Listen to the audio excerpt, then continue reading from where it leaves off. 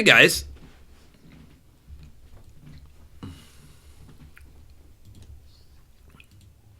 Looks like I'm about to have some sound in the background. There we go. Get rid of that. How's everybody doing?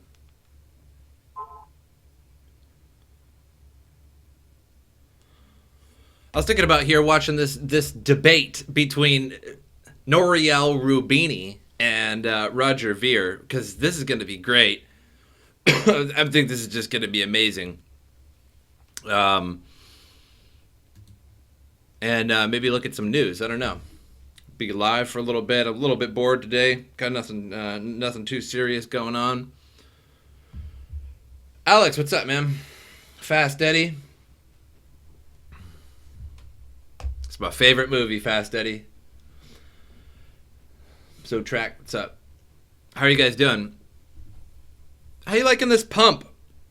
It pumped from like 7,300 and I don't know, less than 24 hours or something to 10,300. And I had originally, I think I had sold Bitcoin at 10,700 and then I picked it up at 8,600 while it was dipping. And that was like a week or two ago. I had picked up, I think it was like 2 weeks. I think it was 2 weeks ago. It might have been a week ago or a week and a half or something when it was dipping. And I picked it up at 8,600. I thought that was a good price. And it turns out there was a better price to pick up. It was at like 7,300 it dipped all the way down to. But I held strong. I hodled. And then it pumped like a day or two ago. And I ended up selling at like 9,700. So I missed that 10,300. And but I was sort of waiting for the trend to change. I don't like to buy in when I think it's the top, because if I think it's the top, I'm just thinking it's the top. You know what I mean? Then it's just a guess. But if the trend starts to change and you miss a few $100 on Bitcoin, if it's going down or up, then I guess the trend is sort of changed. At least you have a better idea. So bought in at 8,600 recently, sold at 9,700. Was like $608 profit. Wasn't bad. Hey, Terry Tibbs Gaming, how you been, man? Haven't seen you in a while. Yeah, I haven't been streaming that much lately. I haven't been making videos that much lately. I'll tell you what, I'm a little, unmotivated, disincentivized maybe. The last few videos I've made did very poorly. And that's sort of been a trend lately that I don't think anybody really cares for the news videos anymore. They do not do so well. If you go to my front page of my YouTube, I think like my latest video, which I made like a while back, was it's at like 400 views, which is just, I don't mean to sound petty. I really don't, but honestly, 400 views is just not worth it to make like any video, at least for the monetization factor of it. And so I've been a little disincentivized, and I'm not like complaining here. I'm not like, woe is me, but like, I just haven't been making them because it's just like, hey, if I'm not going to get at least 1,000 views on these, like, I don't know, like it's really not worth my time to go and research and then make the video and do all this, it's just, there's actually a lot more than you think that goes into it. A lot of my time. And when you get like $3 for a video that you made for the month on YouTube, you're just like, well, I don't know. I mean, if you make one every day, it's like $5, $6, $7 a day. That's all it is if you're getting like 6, 7, 1,000 views. So like at the end of the month, it's not bad, right? It's a little bit of extra spending cash, a little bit of extra crypto to buy or something like that. But it's really like max $200. I think last month, I got paid like $180 from YouTube, and I was just like, this is, you know what I mean? So, yeah, it can't always be 2017. End of 2017, the channel was making, like more than enough to pay my rent and all my bills combined. Like, it was great, like every month, you know what I mean?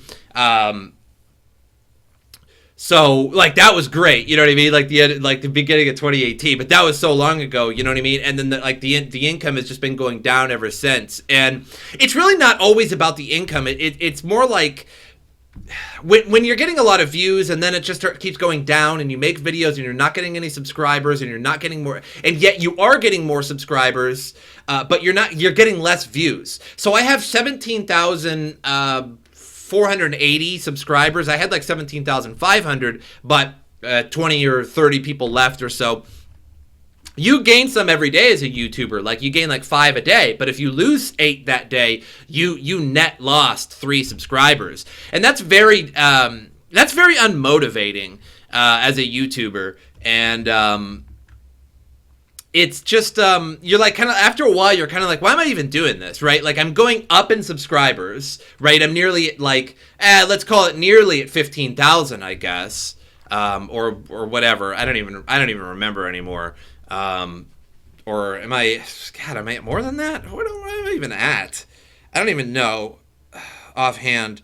And you're getting more subscribers, yet your views are going down. So that means that the old subscribers, like, they're not even active, right? They subscribed to you a year ago or 2 years ago, and they never watched you since, right? So it's like a false amount of subscribers, really. Like, in reality, I should probably have, like a few hundred, you know what I mean, or 1,000, right? But instead I have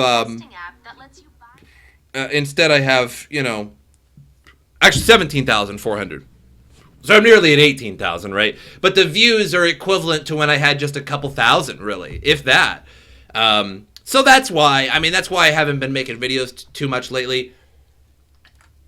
Again, not to complain too much, but I guess I'll get that OBS out of the way now. I don't know why I even had that up that long. Hey, but let's get to some comments, man. Howdy ho. What's up, dude? What's up, brother? Been a long time. Where you been? Just describe that. I've been just fine. I've been still day trading. Like I said, I made like $608 on my last trade. Not bad, you know what I mean? Not rich, but not bad.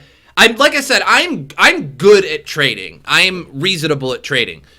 I'm okay at trading. I will not claim to be a trading wizard, but I do well. I do okay.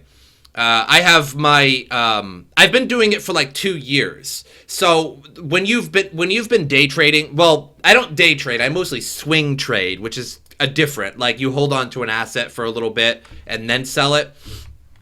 So I don't necessarily trade every day unless I can. I've been doing it for like 2 years, and I have you start to feel when to buy in and when to sell, and that helps a lot. Also, I have my own little system. My system is kind of like, I use RSI a lot.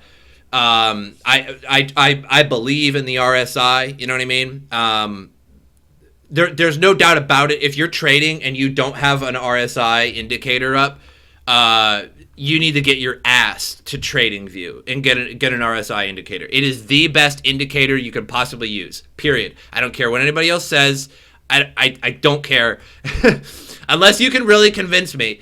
RSI is the best indicator. What coins am I trading these days? Mostly just Bitcoin, actually, or Ethereum. Ethereum or Bitcoin.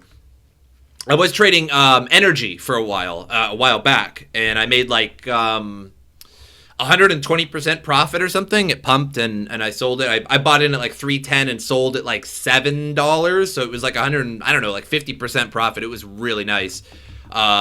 With an initial like $2,200. So that was pretty good, to say the least. I ended up coming out with like 4,500 or 4,400. I don't remember exactly, but it was good. But anyway, the RSI, so the relative strength index. That's what I like to use. Also, You'll notice that like Bitcoin pumps, dumps, Bitcoin pumps, dumps. Here we got KuCoin. And look, like you can see these pumps, dumps. They just don't stop. So you just wait for them, right? So I had originally bought in, let's see.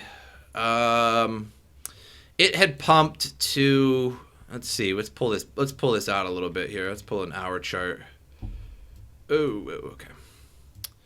Where did I buy in? Okay, so it pumped to like here, and I don't remember. I bought in at like 8,600. It was like I bought in like right here, I think. And it turns out that I don't remember when I bought it. I think right about here on the 22nd or so. And it turns out that wasn't the best time, but that's okay, right? Because I waited for that. I waited for that change. I waited for that trend change, and it did. And it stayed stable for a little while, but then it went down to 7,300, which of course I wish I would have bought down there, but nobody knows it was going to go to 7,300. So don't kick yourself in the ass for that sort of thing, because you don't know. I don't know. You don't know. The guy that you follow on Twitter that does TA, he doesn't know either. Let me just tell you that. Nobody knows, okay? We all have good guesses. Some are better at guessing than others. That's it, right? So 7,300, then it pumped to 10.3, and I waited for the change, and I waited, and I bought in about here at 97.23. Or I sold, excuse me. So that was like $600, so that's not bad. So again, we're waiting for the trend to change. I could have bought back in after selling at 9,700 at 8,900, but I thought it was going to keep going down, so I waited, right? That's not a good trend change for me. Like it's always going to dip. But now we can start to see that, we went it back up to 9,800 right here with Bitcoin. Okay, and this is the Bitcoin to USDC market, so this is sort of a small market, but it's still the same chart, essentially. And now we're getting these lower highs. So it struggled to get up here, and it's struggling to get back. So now what I do, as I say to myself, okay, so if it goes back above 9,900 or 9,800 or so, the trend is still upward, right? We're still good to go for like continuing up. Okay, but if it struggles and it keeps going like this and keeps going like this, and it's not getting to this point of 9,800, likely without a whale coming along, which again, you don't know, I don't know when a whale is going to come along and buy and pump at $1,000, it's weakening. And it's going to go down. So we whip out ye ol' RSI, and we do one of these deals. So RSI is amazing, okay? So RSI doesn't always help, but when it goes above 70 or below 20 or 25, that's when you know something's going on, right? Okay, so when it's above 70, remember this, because it's almost every fucking time. When it's above 70, the highest point is typically when it comes back down. Now, not in this case. The highest point was at the highest point, which is slightly unusual, but you can see that it went above 70. So this is a good time to sell. Like any time along here is probably a good time to sell. Now, of course, down here wouldn't have been so good, but we don't know that. But it's a helpful indicator. And when it's maxed out is typically when it's, pretty high. Now, with RSI on the bottom, below 25, because you can see this dotted line here, and that's in between is when it's just kind of going just fine. But when it's down, it's oversold. And you can see that when it's at the bottom here is typically when it's about a good time to buy. So this is a very, very helpful indicator. Is it overbought? Then it's above 70. And it's going to be coming back down. Good time to buy in before it goes back down on 70. Because anytime you sold right here. Now, of course, you wanted to sell here. Don't get me wrong, the 10,300.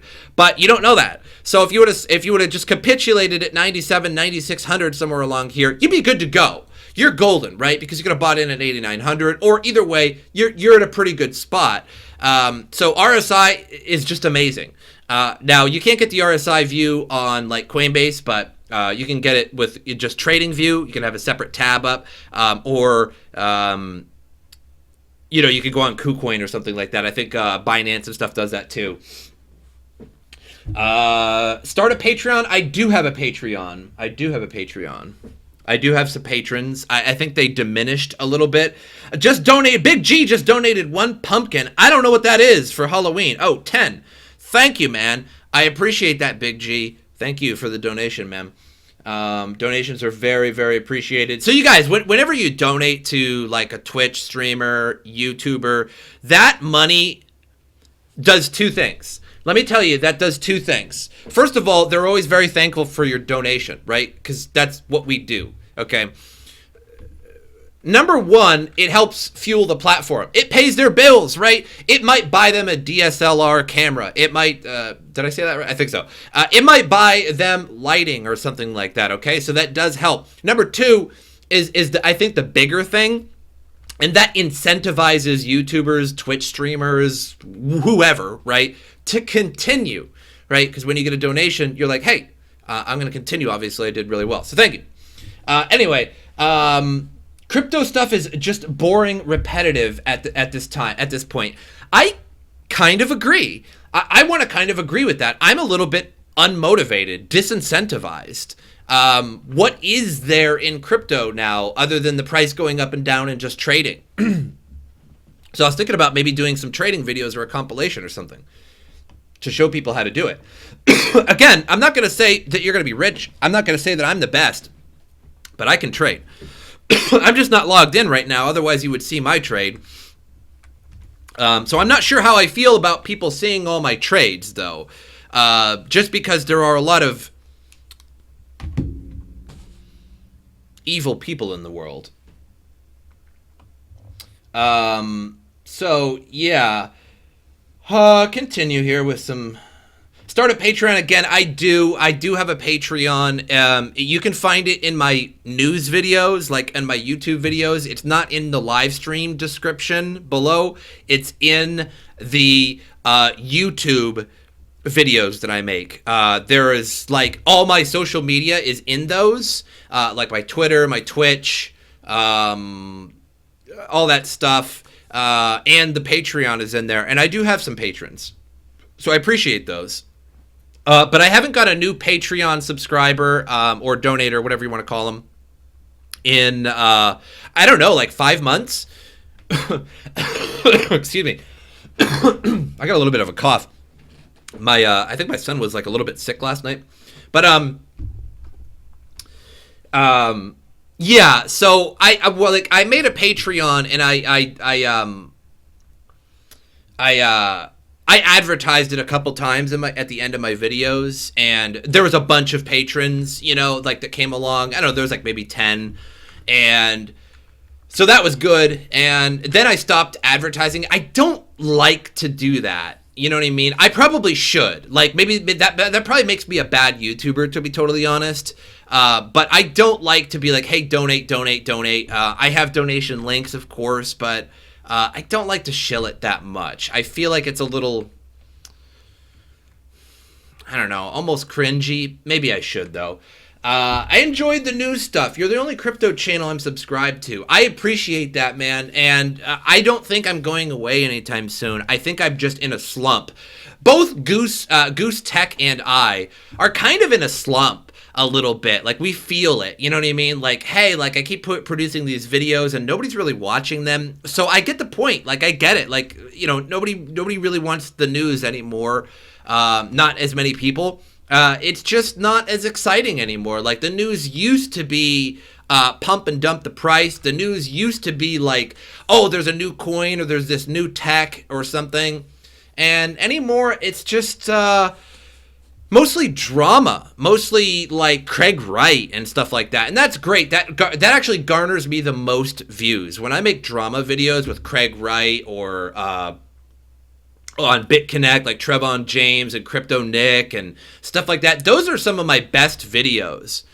If I put Craig Wright in the title of one of my videos, it's an instant 2,000 views. It's an instant 3,000, 4,000 views. So I'm incentivized to make more drama videos, but I don't want to do that. I used to like rip on other YouTubers who would like shill endlessly, and it made me feel bad. Like, after I made and uploaded those videos about Trevon James and stuff like that, it made me feel a little bit bad. That I'm putting out all this FUD on somebody, because I've had a few videos made on me. Especially like this kid YouTuber, he was making crypto videos for a while, and he made a video about me when I said you should probably stop GPU mining, when you should just sell your GPUs. And it turns out, in my opinion, I was right about that. I made that video and I was like, okay, like, you know, you should think about selling your GPUs. That was what the video was about, was like, I think you should think about it. Like, if you sell all your GPUs, you can buy in now at the low. And Bitcoin was like $5,000 or $6,000 at the time. And if you had sold all your GPUs, you could have bought a whole Bitcoin, maybe 2 Bitcoin if you had a big farm, right? But by now, you wouldn't have been able to make 2 Bitcoin with your miners, right? So that's what I was trying to say, was that if you just buy in now, because it takes so long to mine for profit, you could just buy in now, buy 2 Bitcoin, and when it goes to $14,000 like it did, you would have way more money than you were mining. And people hated it. Some people liked it. Some people hated it. And this one kid got freaked out over it because I'm trying to tell people to sell their GPUs. But that wasn't what the video was about. It was think about it. Think about it economically. Let's say you have $10,000 worth of GPUs.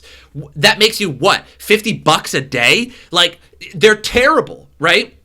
Terrible profit. But if you had sold $10,000 worth of GPUs, bought 2 Bitcoin at the time that I made that video, I don't remember what the price was exactly, let's just call it 2 Bitcoin, you now, at $14,000 if you would have sold, you would now have $28,000, right? I just made you a lot of fucking money, right? If you would have listened to me in that video. But I didn't really hate that video that he made against me. It didn't make me, you know what I mean? But like, I don't like the FUD anymore. I don't think I like the FUD anymore. I like ripping on Craig Wright because he's a douchebag, but I don't want to rip on other YouTubers anymore. I don't want to fuck with Trevon James or, well, Crypto Nick is gone. In fact, I respect Trevon James in one way, and only one way, in the fact that he didn't give a fuck. He was just like, I'm just going to keep making videos. And he did, and he has way more subscribers than me. He won. Right? So you got to respect that a little bit. It's a shame, though. Always liked your honest input. Well, it's still here, man. The important is do what you love. Yeah, man. YouTube unsubs people automatically sometimes. Yeah, so I don't think they do that. I've heard some people complaining. What YouTube will do, though, is like, let's say I reached 18,000 subscribers. One day I'll look at it and I have minus 200 subscribers, right? I'll have 17,800. And I'm like, what the hell? I just had 200 more subscribers.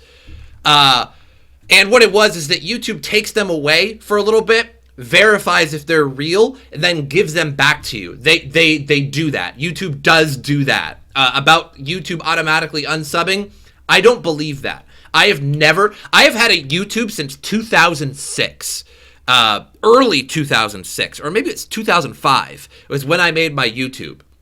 I have one of the oldest YouTubes on YouTube, period. And I have never been unsubbed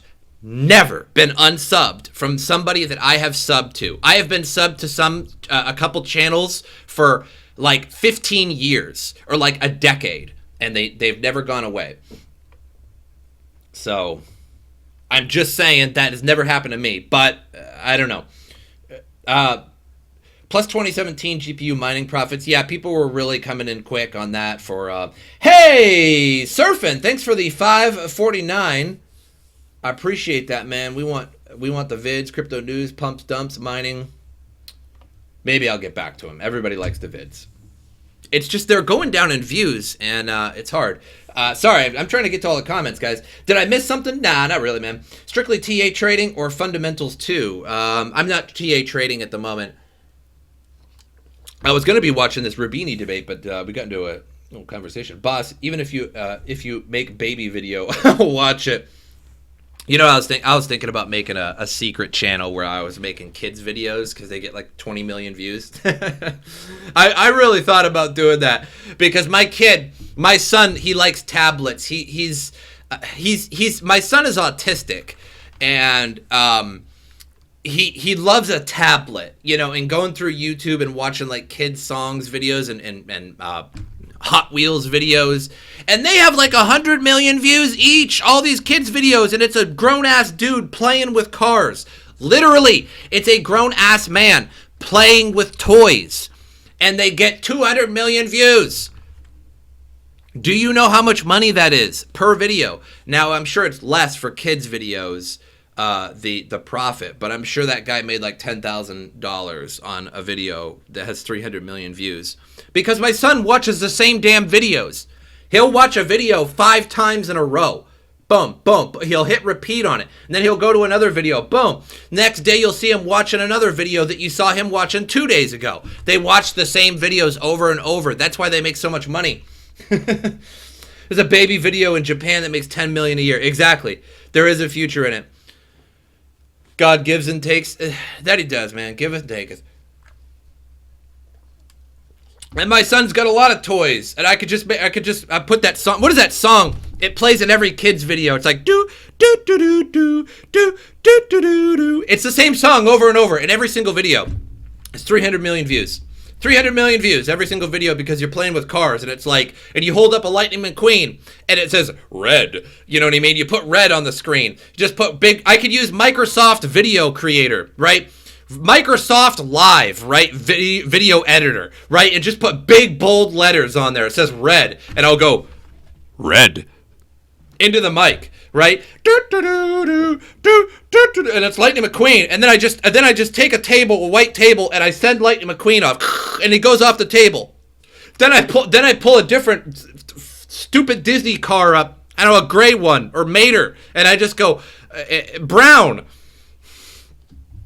That's funny. Anyway, guys, if you haven't seen this is kind of funny. I want to watch some of this video with you. You got to see this. This is kind of funny. But what's interesting about it is Ethereum ever forking? I don't know, that 2.0 thing, dude. I think that's early 2020. That's early 2020, man. That's still a ways out. Yeah, make sure you guys all subscribe to my kids' channel when I make it. Every single person, I'm going to make a video, and I'm going to want to see your subscription to my, and hand it to your child. Hand MrSotko to your child. I promise it'll be kid-friendly. And no, that's not sarcasm. It'll be kid-friendly. Boss, you have great idea on how to make a baby video. Dude, I know it's so silly. But like if I made money to support my son and his treatment, and like I wouldn't care. I know, it's funny. I haven't actually made it, but I seriously thought about it, because like when my son started watching videos, there's one video, I kid you not, there's one kid's video where there's a bunch of toy cars lined up in a sink, next to a sink, a kitchen sink. The sink is halfway filled with water, and there must be blue food coloring in it or something, because it's blue water. And the video is just kids' music and somebody pushing the cars into the sink. That's all it is. If you're like, okay, what's more about this video? I'm trying to think what's more and deeper about this video. Nothing. Think about a camera pointed at a kitchen sink with cars being pushed into it, and it's got like I don't know, 1 billion views, whatever. Who cares? Whatever. Fuck you. 1 billion views. 1 billion views. Who knows? I don't. It's probably like 100 million, but like it's somebody pushing cars into a sink, and I just go. My son's like, you know, it's oh man. Anyway. For agreeing to do the debate, and the duel is. So if you guys don't know, Roger Ver, the creator of Bitcoin Cash, Nouriel Roubini is, I want to say a revered economist. He is, in terms of, economics. And this video is interesting because they both raise good points. Now, you might think that this video is just Roger Ver getting his ass kicked or Roubini getting his ass kicked, but they both raise really good points. Will cryptocurrencies fail or succeed? But before we start, can I just ask one question? In order to do the debate, you have to have used it. Let's skip a row. About banking, about central banking, about finance, about financial institutions. There is a massive amount of financial literacy. You would know that the currency... It's so hard to hear him, though. ...has to be, one, a store of value and unique numeraire for pricing all goods and services. 2, has to be a means of payment. 3, has to be a stable store of value. So is it a unit of account, Bitcoin or any other shitcoin? Absolutely not. Nobody's pricing anything in Bitcoin, and it's not used as a numeraire. And if you have thousands of different currencies, then... What do you mean? There's no sound? Is there no sound in the video? The principle of money, there has to be unique numeraire, so you can have a relative price of different goods, disappears. You go back to barter with tokenization. Conferences like this one don't accept it. No, there's sound in the video. He is not the creator of Bitcoin Cash. Nah, yes and no. Nah, yes and no. Did you watch Craig Wright destroy everyone? No. What do you mean Craig Wright destroyed everyone? Bitcoin for paying for your fees, so they want fiat currency. Secondly, it's not a means of payment. You know, let me finish. Roger Ver is such a hostile guy. He can't have a debate without getting really hostile with somebody. I would like to debate Roger Ver or like interview him, because I would like to see him. Oh, it's Max, dudes. You'll have to just turn, you'll have to turn it up, I suppose, but it's not a means of payment. If we can't hear it. With Bitcoin, you can do 5 transactions per You just can't hear Roubini. second. It's not scalable. Everybody talks about scalability has not occurred in any way or form. If you scale, you lose security for lots of... And it's not a state of purchasing power over goods or services. It was a gorgeous speech. It's not a currency. Do I have fake views? No, I like, not that I know of. How do you even get fake views on YouTube exactly? Calling them cryptocurrency is a total misnomer. I don't know that. If I had fake views, you would see my channel be much larger. Here's the thing. If I had fake views, my channel would be much bigger than what it is. And I wouldn't have just 400 views on my latest video that I made like 2 weeks ago. Crypto something, but they're not cryptocurrencies. It's just a total misnomer. Crypto something. So crypto something, and I believe the title of our talk was Cryptocurrencies, Will They Succeed or Fail? The market cap of cryptocurrencies in 10 years of their existence have gone to more than $200 billion around the world. I don't see how anybody can possibly argue that that's not an incredible success. Oh, he acknowledges it's something.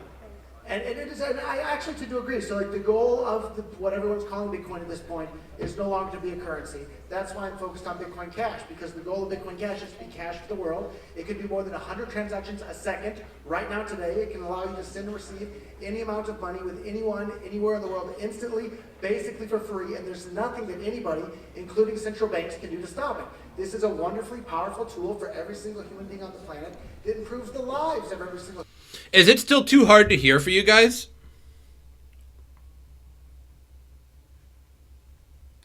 Because if not, just move on. Tell people to watch what? I want to tip you in Bitcoin Cash. Yeah,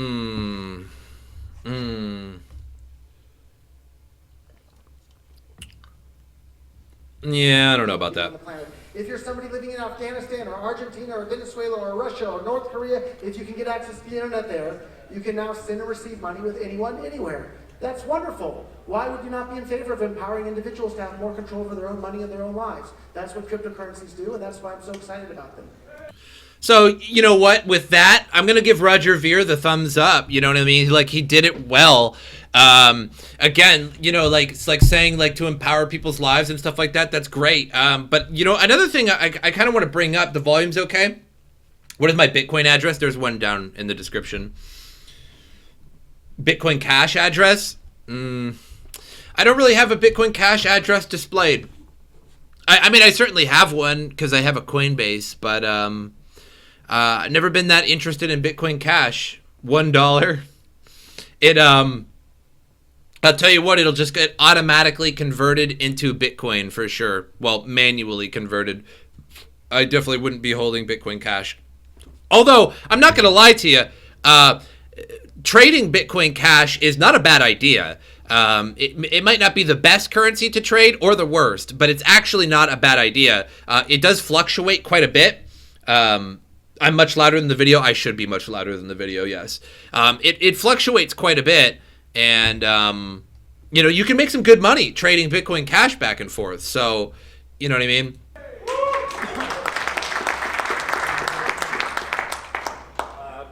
value of all financial assets around the world is about 80 trillion, so 200 billion is 0.0 some percent.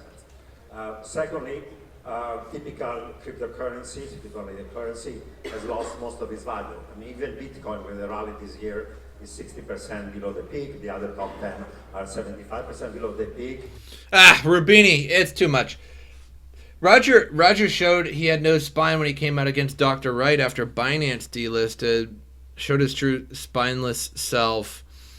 Roger Ver is an interesting character. He really is, for sure. But what is this like, what is this Craig Wright? He destroyed everyone? What do you mean? So, when you listen to like or Craig Wright, I hate even to call him Dr. Craig Wright because I don't even think he has a PhD, so I don't know why people call him Dr. Craig Wright. But he's actually a really intelligent guy. Don't get me wrong, like I'm not supporting Craig Wright, but like when you hear his debates or like him doing conferences or whatever, he's a truly intelligent person. He's very articulate, and I can see why he can sway some people because he's truly intelligent and articulate. He really is. But then he's got this weird propaganda, Bitcoin SV, I'm Satoshi side to him that he refuses to prove and talk about, Nothing, nada, no news. It was supposed to be, for some time I have not seen anything about Zcash. It was supposed to rule all altcoins, also Beam. Nothing, nada, no news. Yeah, Zcash has, I think, been a little bit disappointing. They're still going strong, though. Goose works closely with Zcash for their media and stuff, and Goose Tech. And Goose Tech and I are thinking about remaking a podcast that is going to be sponsored by Zcash. We're strongly thinking about doing that, and we want to go back to the old style podcast that we were doing, except like maybe upgraded a little bit, of course, and maybe have guests. So we'll have guests from various exchanges or from CEOs of various cryptos or whatever, like developers of cryptos, CEOs. Of exchanges and services and stuff in the crypto world. And we want it to be sponsored by Zcash. And he got a hold of Zcash and they agreed to do that. And I think like we might be able to get a hold of some Zcash and give it out during the stream. So if you have a Zcash public key, you could maybe like give it out, and we'll give it out a few times during the hour podcast we do. Or give out subscriptions to the Zcash wallet, which is an interesting wallet, considering you can like connect it to exchanges and stuff. That is pretty interesting. I don't use the Zelcore wallet, but it is useful probably to a lot of people. So I'd say that's what Zcash does best is a wallet.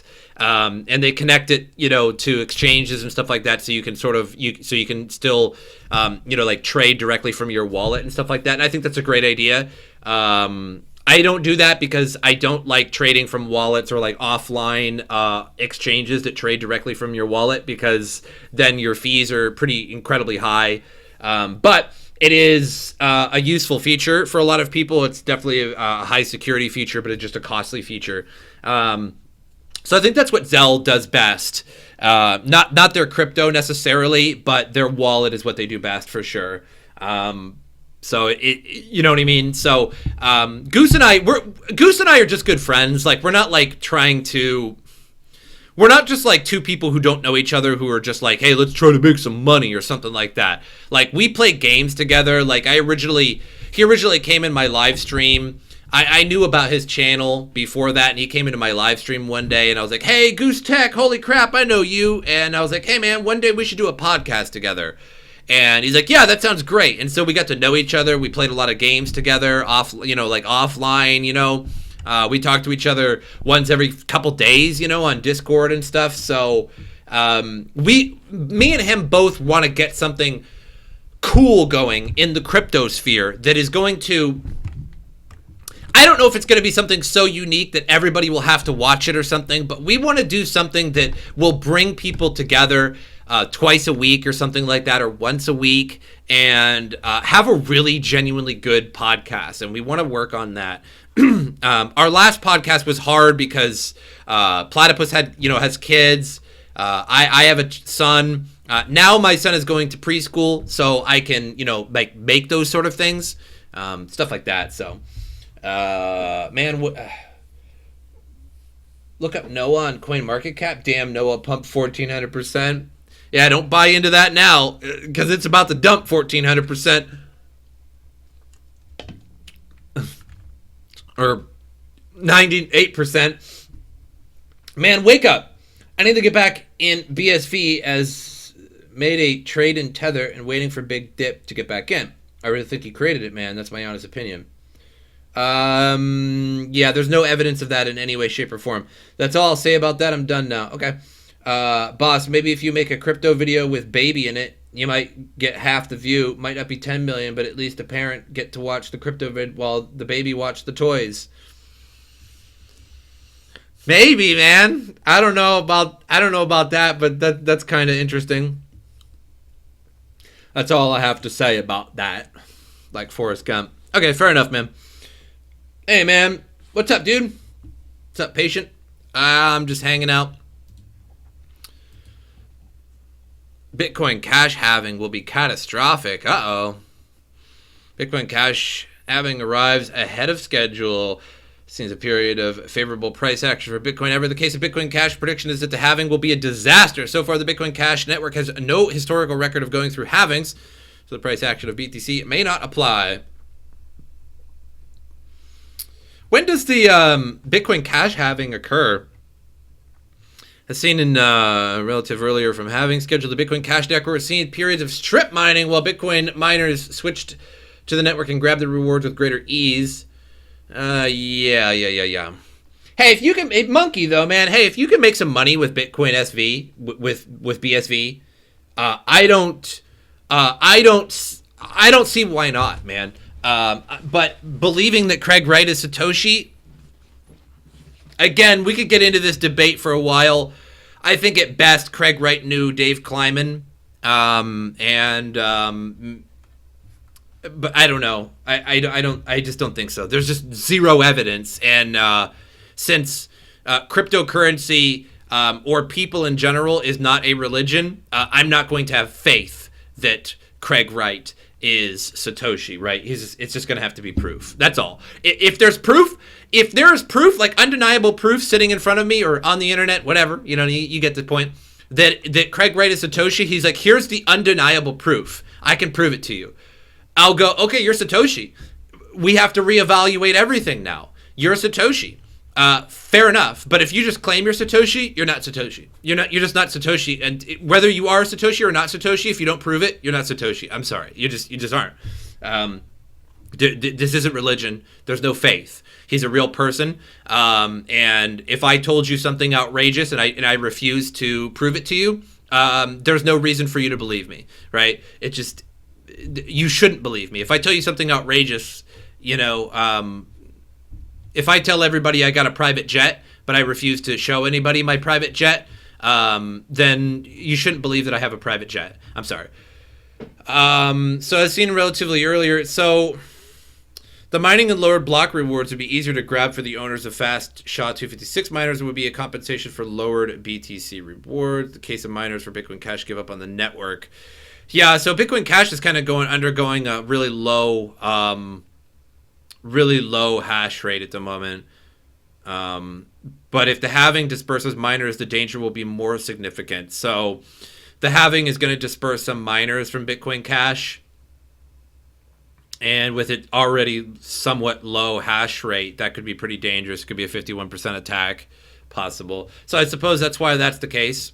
Fair enough. Why? No price. Price is going 10 times. Bitcoin Cash is in a bull run. I don't know about that.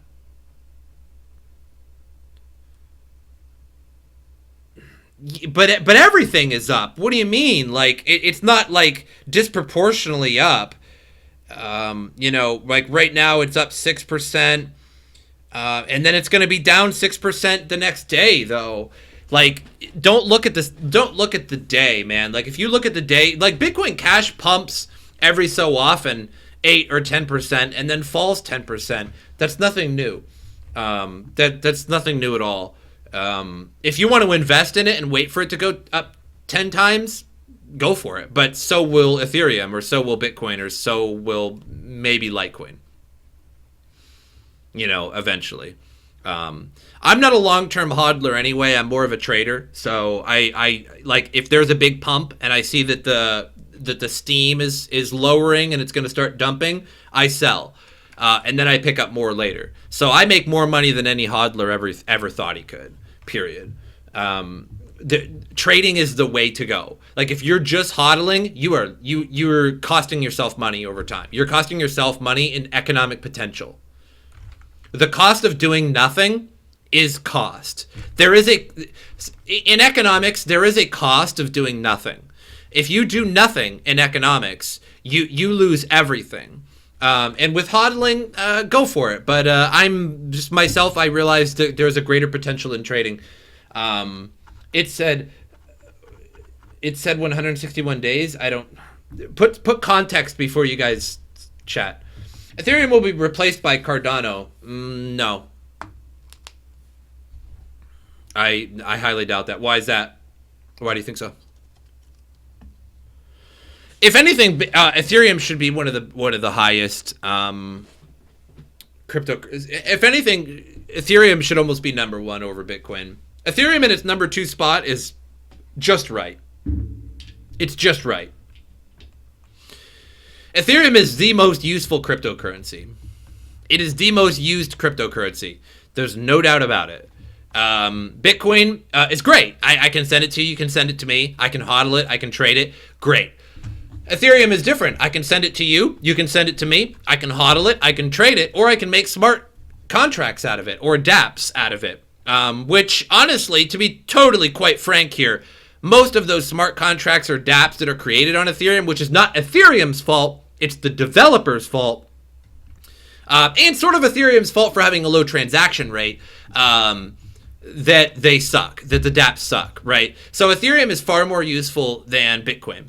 If Ethereum is worth $200 and I send it to you, you just receive $200 and you can cash it out for $200, right? So it is a store of value. It is a currency just the same. If it has a value and you cash it out for that value, congratulations, you just cashed out a currency. But what it does more than Bitcoin is has a slightly higher transaction rate and smart contracts, which most of them are just gambling and Ponzi schemes or crypto kitties. So admittedly, they all suck, but it is far more useful than Bitcoin. And I'm not saying that I like it better than Bitcoin, but it is what it is. There is no way to argue around that. You know what I mean? Like, it just is. Like, there is nothing Ethereum can do Cardano can't.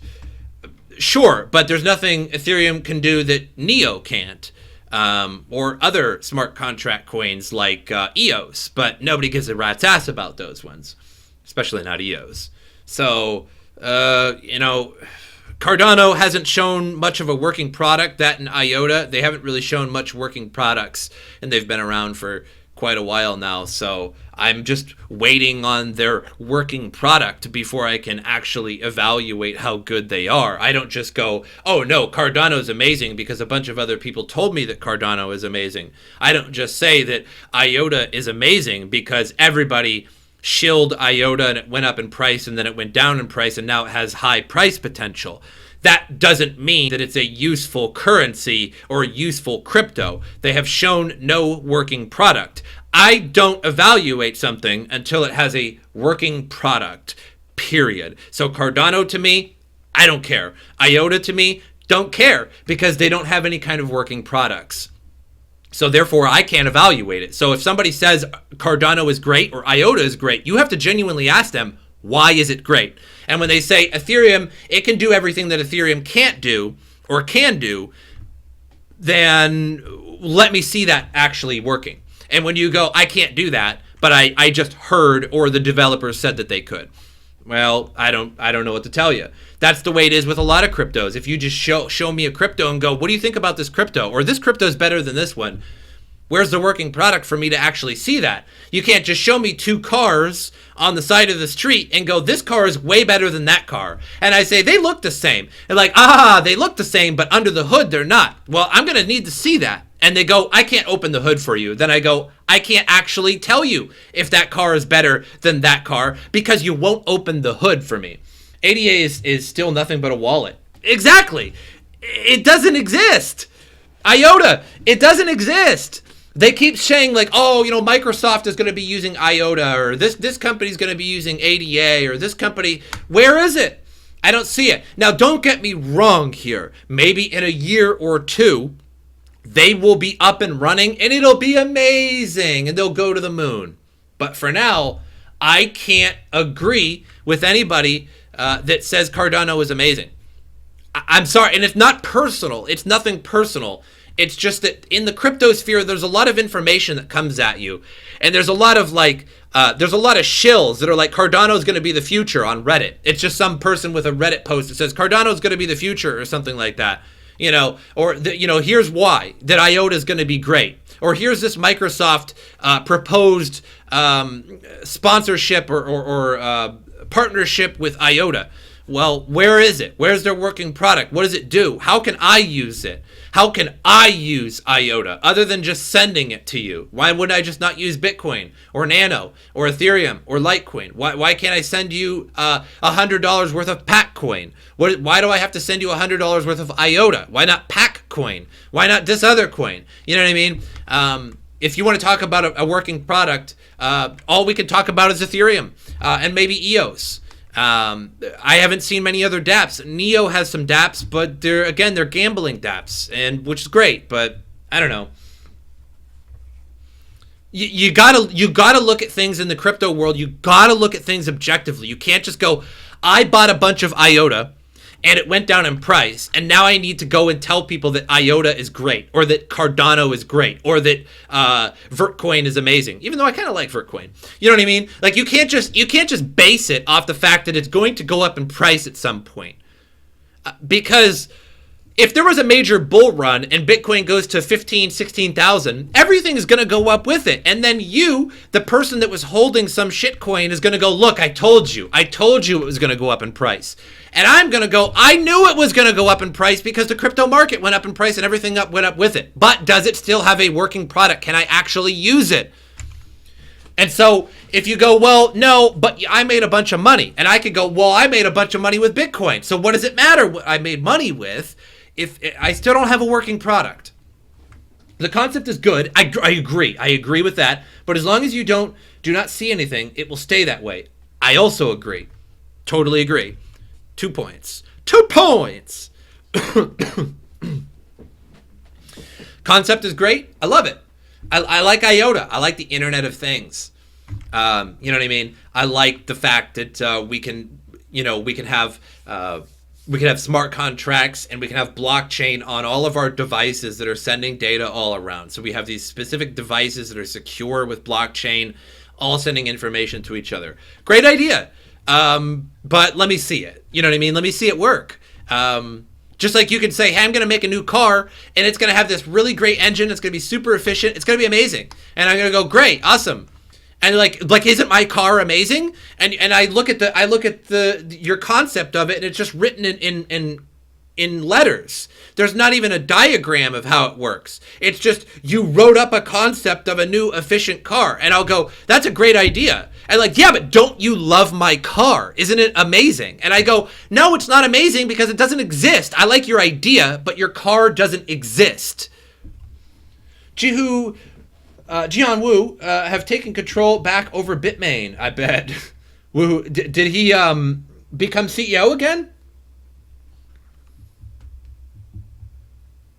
It's called Dream Without a Product. And dude, and don't get me wrong, guys. Like I realize that over time, technology always gets better.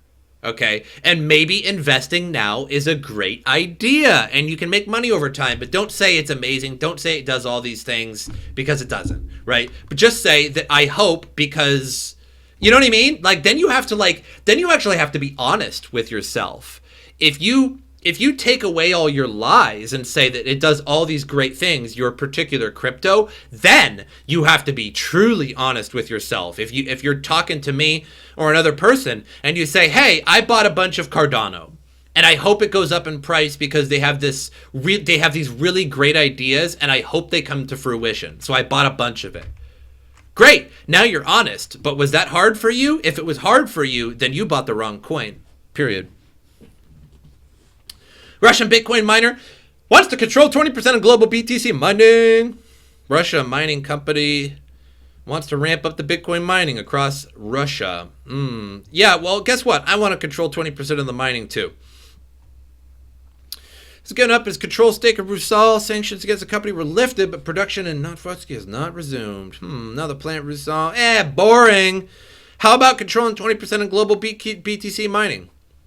One block of Bitcoin is mined every 10 minutes. Quick math says that 4,320 blocks can be mined per month. Current block reward is 12.5 Bitcoin with 9,250.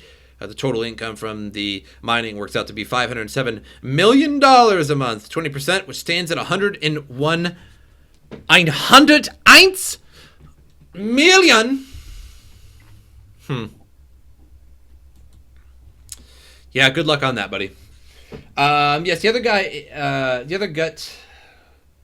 Yes, the other gut is fired and blocked from guy. Okay, sorry. When is WebChain pumping? Oh man, WebChain, dude. God, I miss mining WebChain. WebChain was the greatest coin to mine. My God, I loved mining. Mining WebChain was an absolute delight. I'm not gonna lie to you guys, it was an absolute delight. Mining WebChain was just absolutely flawless. It was easy on your GPUs. It was fast mining. It was profitable. There was nothing bad about it, but the mining.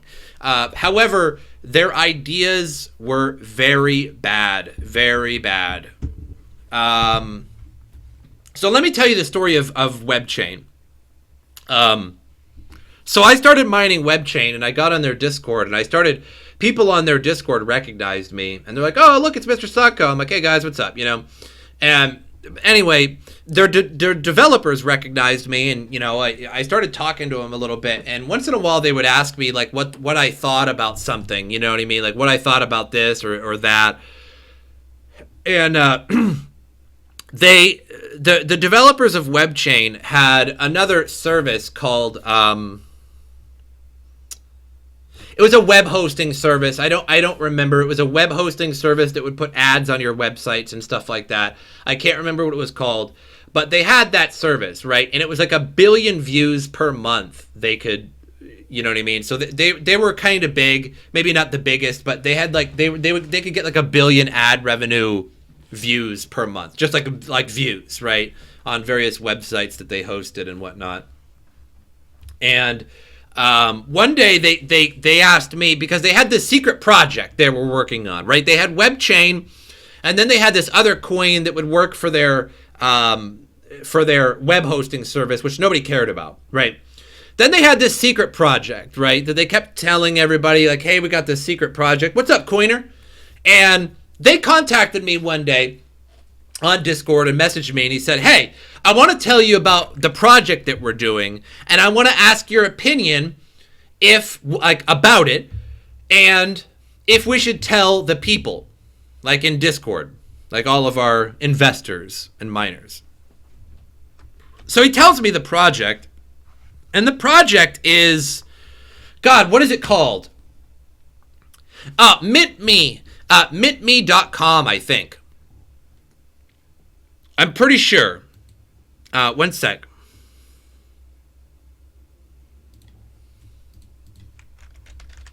One sec, guys. Let me see if I can Here it is. Here it is. Mintme.com. This was created by WebChain. See? And this was their secret project. Okay, so what it is they tell me they got this website called mintme.com that they want to use WebChain for. And so you can go on here and you can make your own cryptocurrency. You can make your own cryptocurrency and you can migrate it to the WebChain blockchain. Okay? And when people buy your coin, they have to buy it in WebChain, right? So if I make Sotko coin on this website, it would be Sotko to WebChain, right? Pairing. And they were excited about it.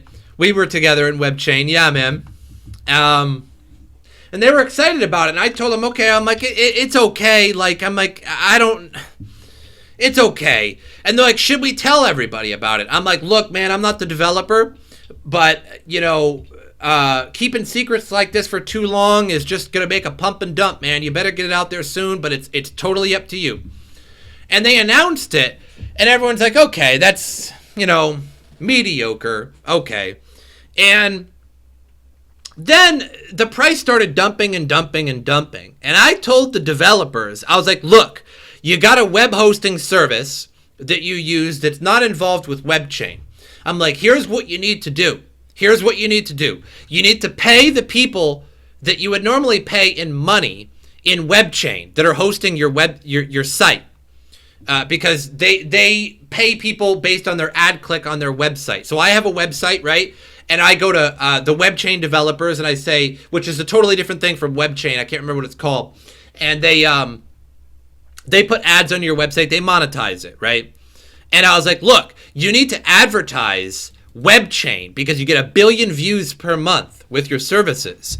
You need to advertise WebChain and maybe pay in WebChain. And they're like, look, we can't do that. We can't pay in WebChain. We can't advertise in WebChain. And I was like, look, all you need to do is just have like a little ad that pops up 1 in 10 times for WebChain. Right? So when they click on it, you pay them a little bit of money because you got somebody for WebChain. You get 1 billion views per month. You can afford to put a little bit of WebChain out there. They refused. So I was like, look, if you refuse to do this, that means that you don't believe in WebChain, that you don't believe that the currency that you created is a currency. Because if you refuse to pay anybody in it or advertise about it, that means that you decline that it's a currency.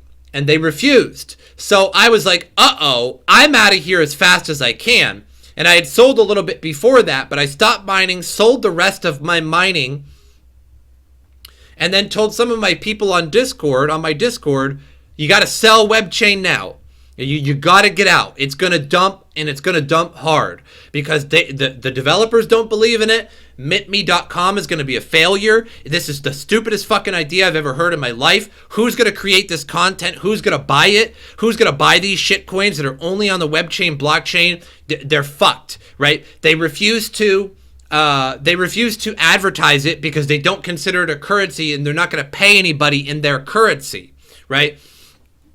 So if the developer refuses to use their own currency, that's really bad. Get out now.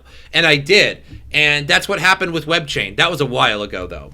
But I loved mining WebChain. It was the most profitable Kryptonite coin for several weeks.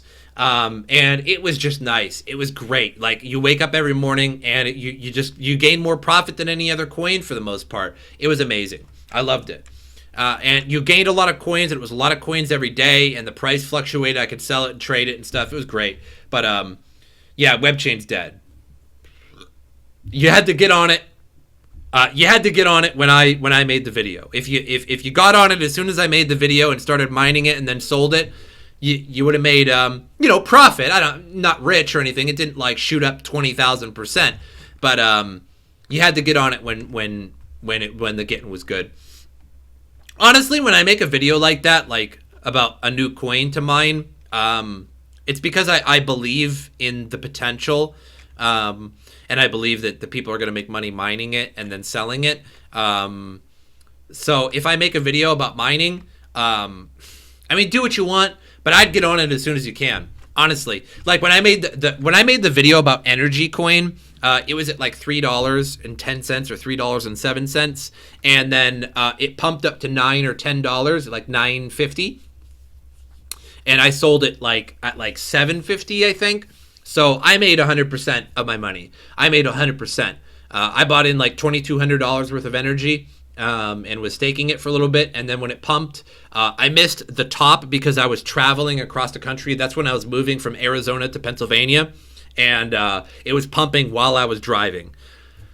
And when I got to the hotel, I sold at like 7 something because it was dumping at the time, and then it pumped and dumped, and I made a lot of money. So if you had bought in when you seen that video, you made triple your money, double your money, easy. Period.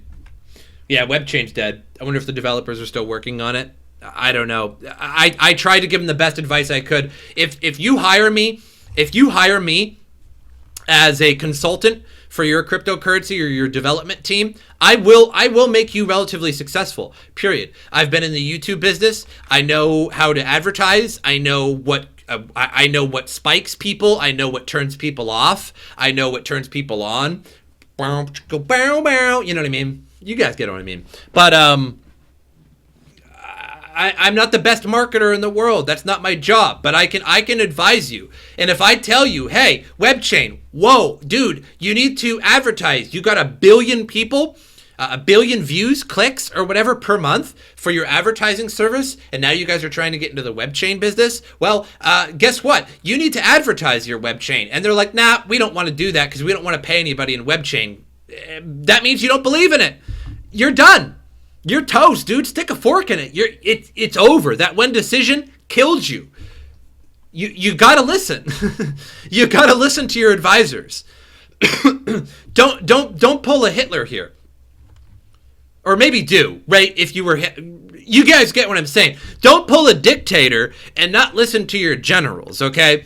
Listen to your generals, all right? Maybe scratch that one before, because it's probably best that he lost. But you get what I'm saying there. Listen to your generals, okay? Come on. It's not like I was actually being paid to advise them. They were just using my opinion. But they had a lot of potential, and this is it's just not a. I get it. I get how you can think that this is a good idea. Hey, anybody can make their own cryptocurrency. That's a great idea, right? I'll give you that thumbs up. Now you have to use WebChain to buy that cryptocurrency. WebChain? Is this going to pump WebChain? Are people really going to go out and buy WebChain so that they can pay for their own crypto, so that other people can buy WebChain to pay for that crypto? Nah, man. No, they're not. No, they're not. That's like the Verge partnership. The Verge partnership. Hey, we got a partnership with Pornhub. We're really proud of it. Hey, good for you guys. What does the partnership entail? Oh, you can buy a subscription with Vergecoin.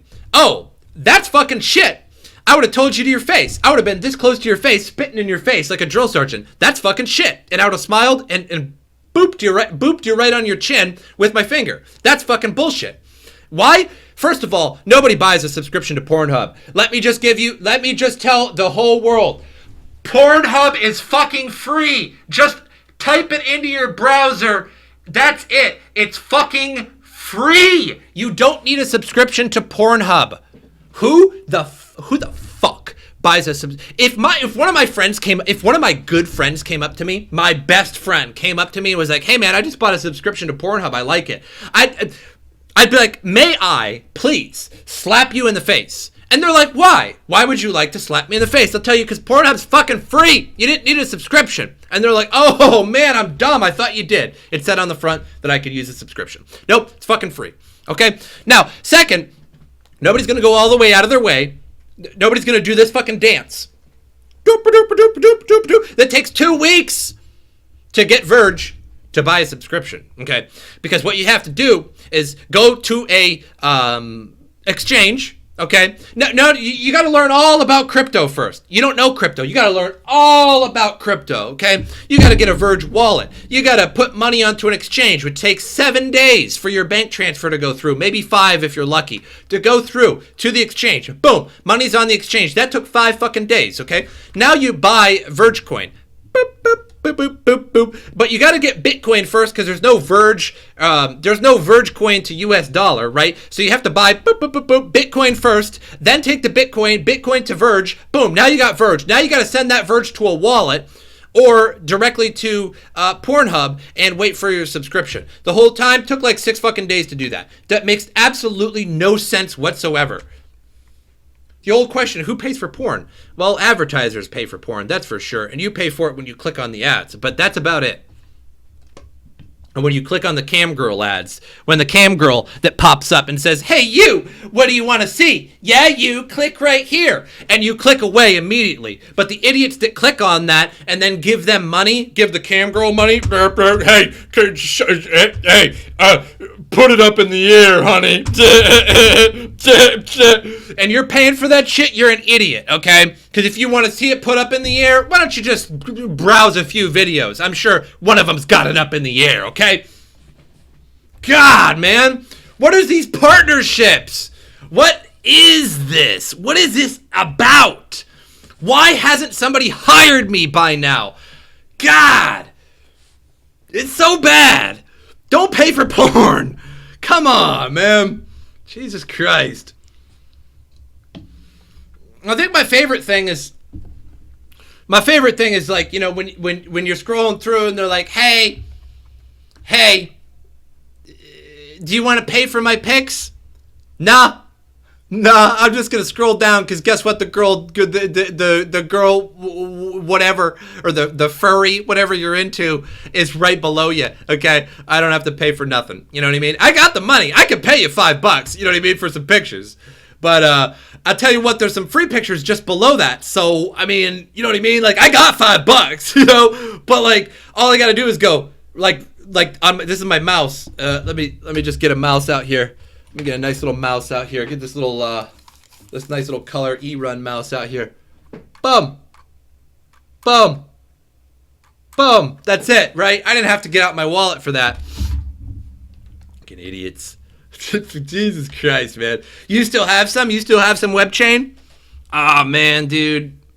I don't think it's going dude, I'm not gonna lie to you, man. I don't think it's going anywhere. I'd sell that. I'm sorry, man. I don't give advice like that. I don't tell people when to sell, but I'll fucking sell that, dude. The biggest problem with the Dogecoin dark partnership was the fact that they hid who it was for so long, so people thought it would be Visa or something. Oh, yeah, I do remember that. Yeah, the Vergecoin. Yeah, I like Dogecoin dark partnership. But yeah, the Vergecoin partnership, everybody, for a while, people thought it was Amazon. Some people thought it was eBay. Some people thought it was Visa. Like, it was huge. They made it out to be huge. They're like, we have a huge partnership in 10 days, 9 days, 8 days, 7 days, 6 days. And everyone's just speculating. Is it going to be eBay? Is it going to be Amazon? Is it going to be this, that, or the other thing? People were speculating huge. And then it was like, no, it's with MindGeek. And you're like, fucking MindGeek? What is that? They're like, oh, they're the ones who control ads on Pornhub. And you're like, oh, God. Oh, Jesus Christ. And then the price was like, woo!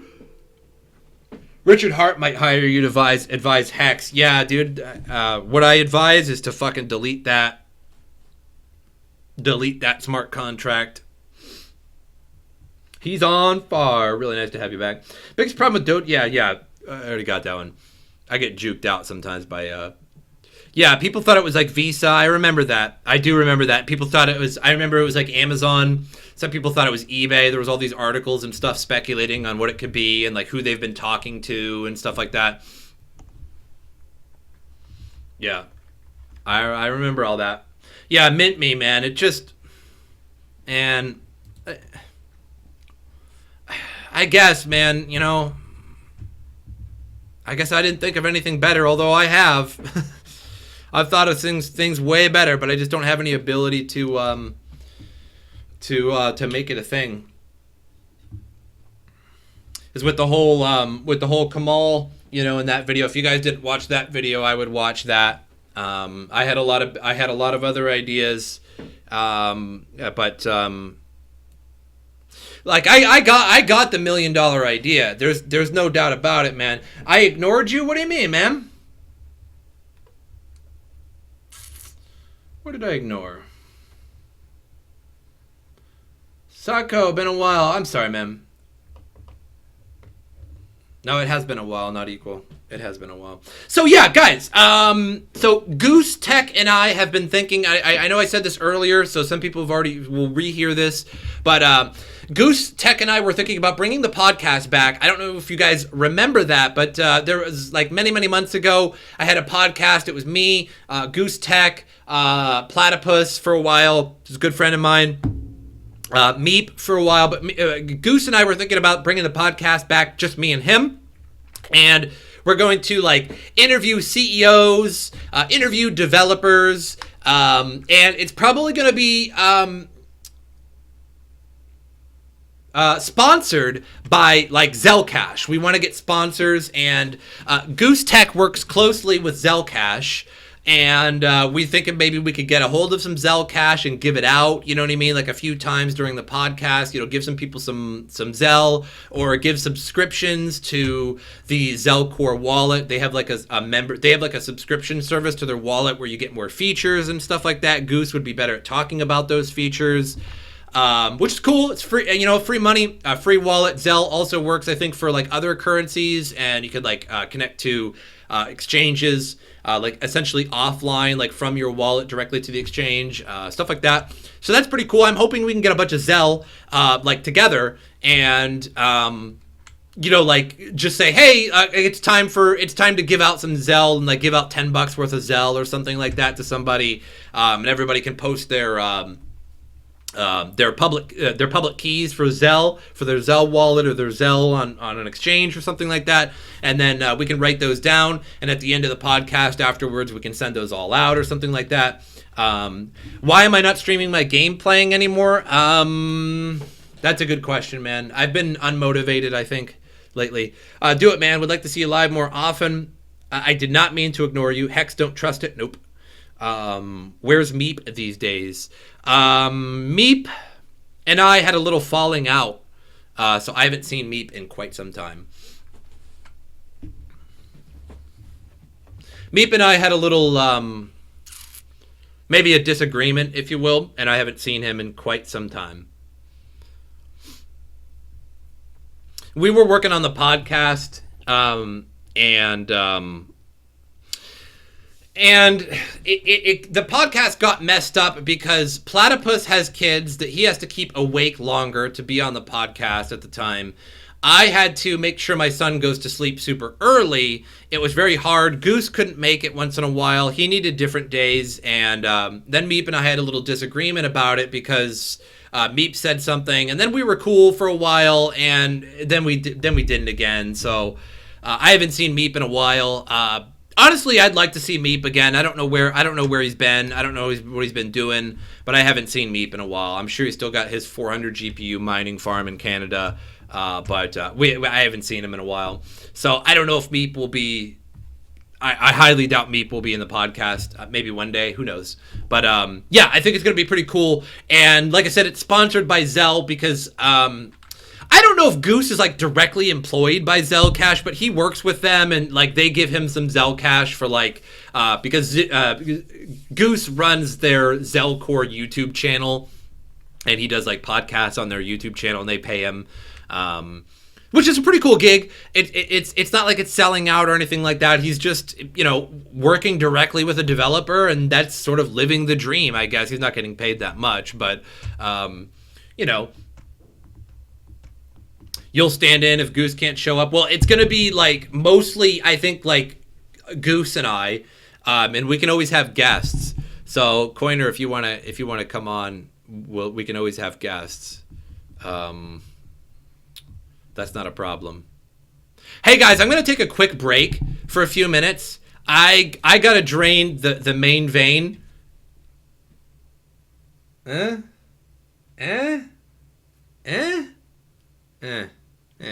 I gotta drain the main vein. I don't know if anybody got that reference. And I'll be right back in a few minutes. And you know what? While I'm gone, I'm gonna bring up the Discord.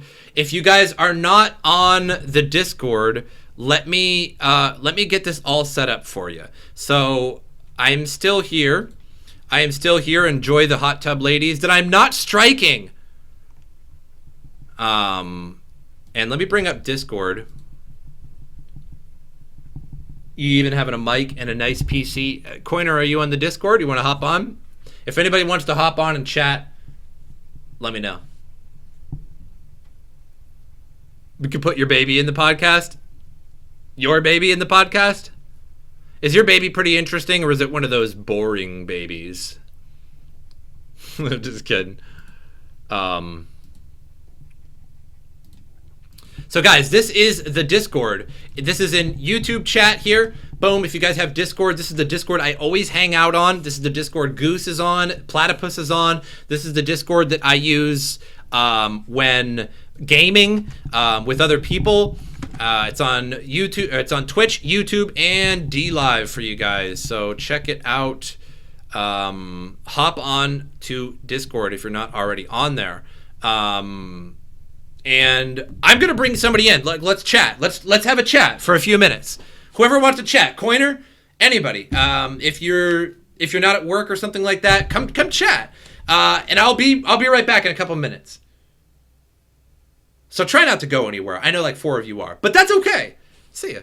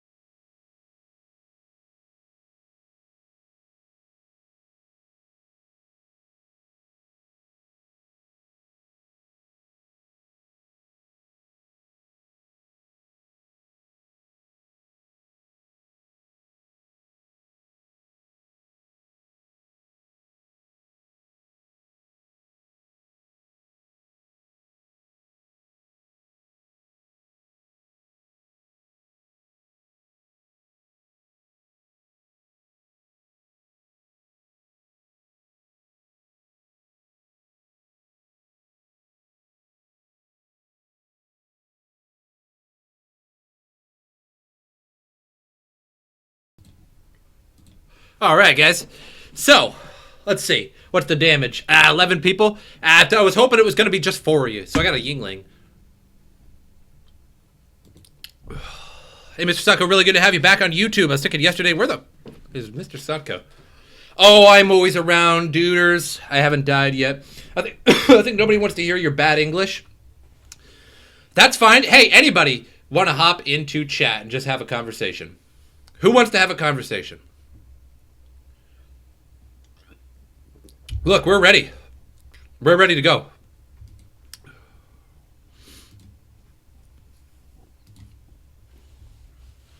See, we're starting to just, it's just dying out. I think we're going to be below 9,000 by today. I don't know. There might be another pump, but it's sort of just... By the way, we really need to play GTFO. Very hard, but great game. Any World of Warships? I haven't played World of Warships in a very long time. I was actually thinking about that earlier. I was like, hey, man. I was actually thinking about that, like, I could play World of Warships, but... you know, it attracts a lot fewer people. They're not so interested in my gaming. People just aren't interested in my gaming, period. You know what I mean? Like, kind of, but not that many people honestly show up. More people show up for just chatting and talking about crypto and stuff like that. But so if anybody wants to hop on in, I'm going to be in the deli, in the voice channel. Hop in, gentlemen. Look, I got to change my settings here. All right. Hop on in. Somebody hop on in. But another thing I want to talk about too is that I want to live stream more. Both like Goose and I want to live stream more.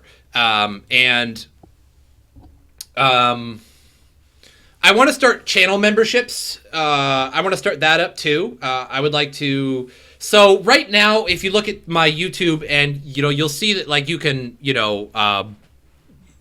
can donate with like super chat if you want. There's like a little money button or something like that, somewhere, and so you can donate there, and that's all good. But there's also memberships to channels, and it's sort of like Twitch where you like subscribe to somebody for like $4.99 or something like that for the month, and you get like you get various things. And YouTube started that up somewhat recently, and I'd like to get that going. That is disabled on my channel right now, and it's not necessarily I personally disabled it, but it's not enabled because I haven't gone through, because there's like 3 levels that you can subscribe to, and you can set your own price as a YouTuber. So I could set like a level 1 subscription at 99 cents. And a level 2 at $3, and a level 3 at like $5, and like you get different emotes, and like you get different things, like I can put different emotes that you can only use if you're subscribed and stuff like that. So that might be kind of interesting. And been playing Destiny 2 lately. I have never played Destiny. I've been playing a lot of WoW actually, because Classic came out. And I've been playing a lot of that, but I also play Apex still. I still play Apex, and I haven't played World of Warships in quite a long time. To play World of Warships, you kind of need a premium account, and like it's not like I don't have the money to buy a premium account, but like here's the thing: is like I don't play it much. So if I buy a premium account and pay like $10 or something for the premium for a month, or 12 for the month. That's great, because it's a month-long premium, to World of Warships where I make more money and more points, whatever. The problem is I'll only play it a few times, and so it's almost a waste, to do that. And like also Meep doesn't play it anymore. Platypus doesn't play it anymore. We had a couple other people that played it that don't play it anymore. So like I don't really know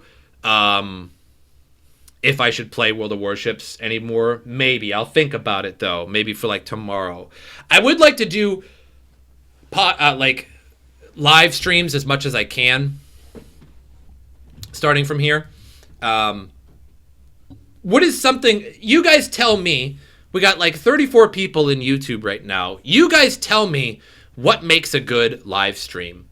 What do you guys like to watch? Do you guys like to obviously like to watch me talk about the news or just crypto in general? Do you like to watch me playing games more?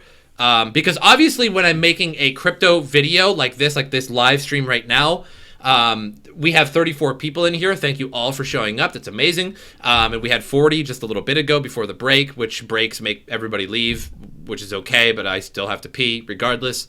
And so, but if I'm gaming, there might be like 4 or 8 people watching. So it's definitely much lower.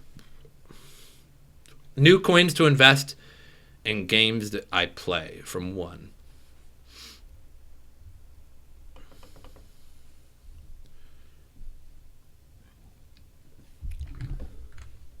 Yeah, I haven't loaded up World of Warships in quite some time. To be totally honest, I haven't played it in so long. Sotko, did you see the latest pics from WoW? Peeps saying LK will show back. I could show you in Discord if you want to see it. You mean like Lich King? Like what is Peeps saying LK will come back? What is that? What is LK?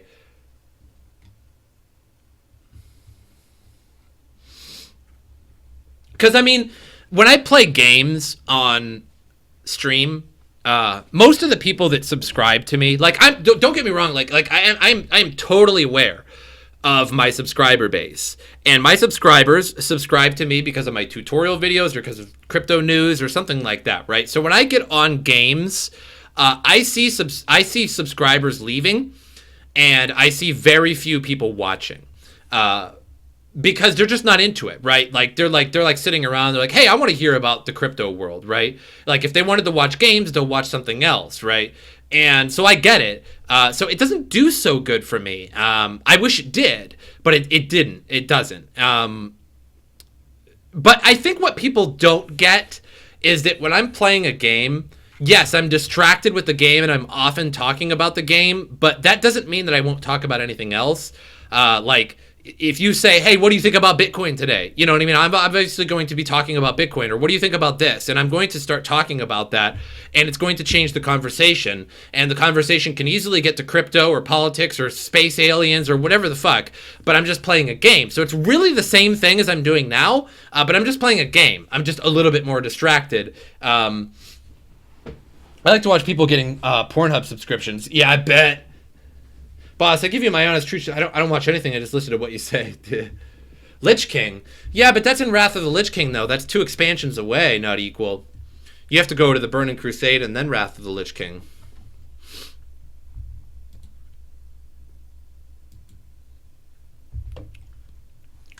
So if the Lich King comes back, that's still two expansions away. And right now, WoW is going in phases where they release like different raids, and it's like every 6 months is a new phase. So if every 6 months is a new phase, we've got at least like 2 years before the next expansion if they decide to come out, which I hope they don't. I hope they just do Classic Plus and release new content for just Classic only. I think generally a good stream is somewhat centered around a core idea, but it's still open for different lines of thinking. Games should be fine if you can focus on serious stuff in the meantime. Yeah, which I always do. Like when I play games, like, you know, I mean, you can watch some of my old content, you know, on various videos and stuff. And sure, yeah, like I have to focus on the game, but I'm also like chatting with everybody pretty much the whole time. Have you started to use KuCoin? I have, yeah. Yeah, I've been trading on KuCoin. The problem is the liquidity. Look, so if you have like 1 Bitcoin, you know, this 0.4, willing to buy, like if you want to sell 1 Bitcoin, so the price would go down. See, there's a lot of slippage. So if you tried to sell like 2 Bitcoin, so there's like 1.6, and you wouldn't get to 2 Bitcoin. Like if you sold 2 Bitcoin right now, you'd sell them all for like $9,000. See what I mean? Like if I had 2 Bitcoin right now and I hit the market sell button, it would sell to this guy. That's 0.4. Not even going to count that. 0.4. So that's 1.6. Let's call it 1.7, 1.8 maybe. You see what I mean? Like I would sell it way down. That's the problem. So you have to watch the liquidity. This is also the Bitcoin to USDC market, which I prefer USDC over Tether, if that's not surprising to anybody, but.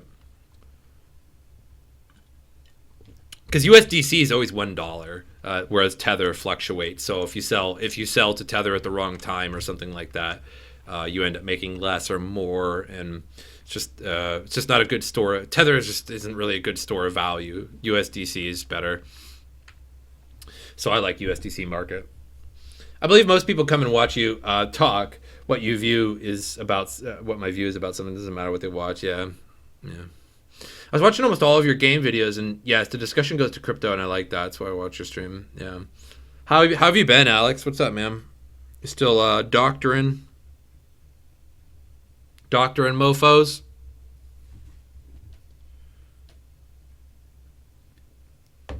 In which channel can you share the pic? Because you didn't explain well. Any one of them. The random channel's fine. Doesn't matter. What's up, Coiner? You in the channel? Your mic is muted though. So, yes, still a doctor. How's that going?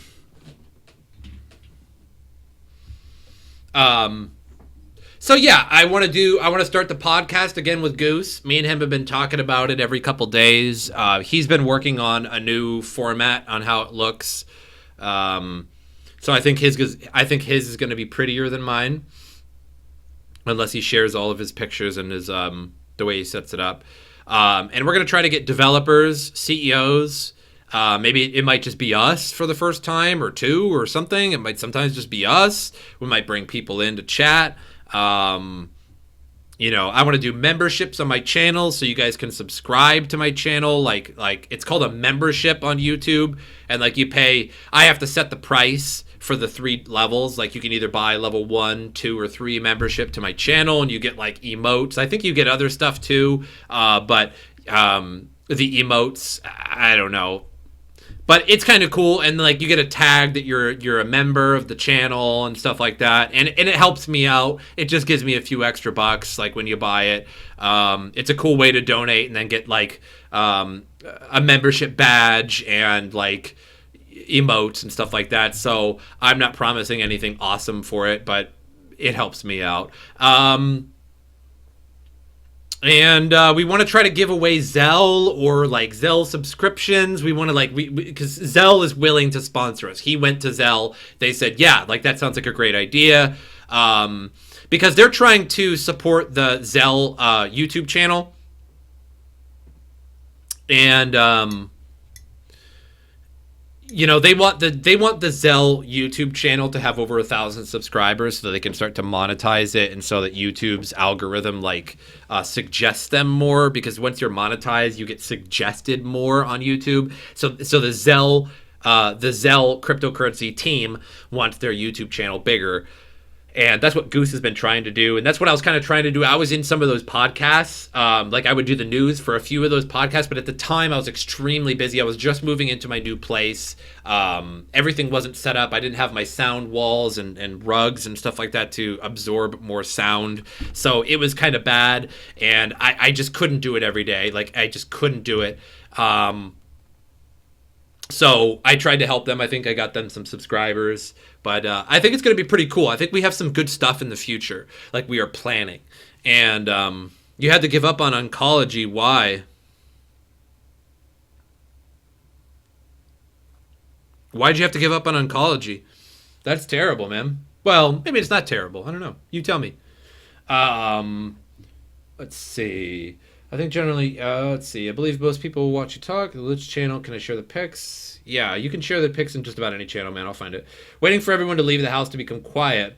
It's okay if the house is a little bit loud, man. It's not too big of a deal. Oh, okay. If you don't want to, that's fine. I'm going to be ending it not too long now. I do have to wait for my son's bus at 2 o'clock, which is in 36 minutes. So I posted it already. Okay. Don't forget to lick the video. Please lick the video. Hey, yeah, guys, like the video. There's a little thumbs up button down below. We got 33 people in here. Let's see how many likes we can get. Likes actually help YouTubers. It pushes up the algorithm a little bit. Just moved into your house. Crazy hectic. Okay.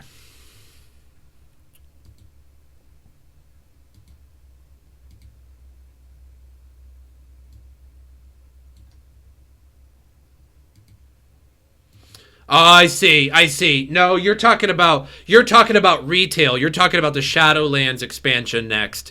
Yeah, I see what you're talking about now. Not equal. Yeah. So, yeah, they might be bringing the new Lich King back. It's not they're bringing back the Lich King. There already is a new Lich King. In Wrath of the Lich King, when you defeated Arthas, who was the Lich King, this other guy comes. I can't remember who it is in the story. I can't remember his name. But he puts on the Lich King's helmet and becomes the Lich King, because without the Lich King, the undead run rampant. They'll just go crazy and kill everybody. So the Lich King actually controls the undead.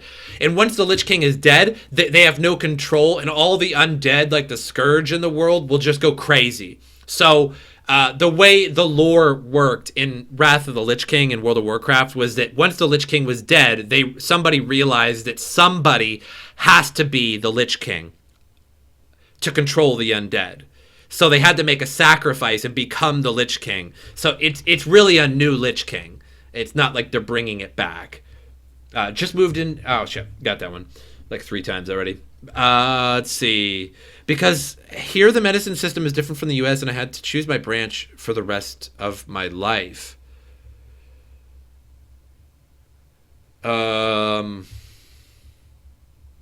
Yeah, but you were an oncologist, and now you're a psychologist. So you did choose your branch, right? What do you mean that you can't change it? After 6 years of medicine, you have to choose your specialty. Okay.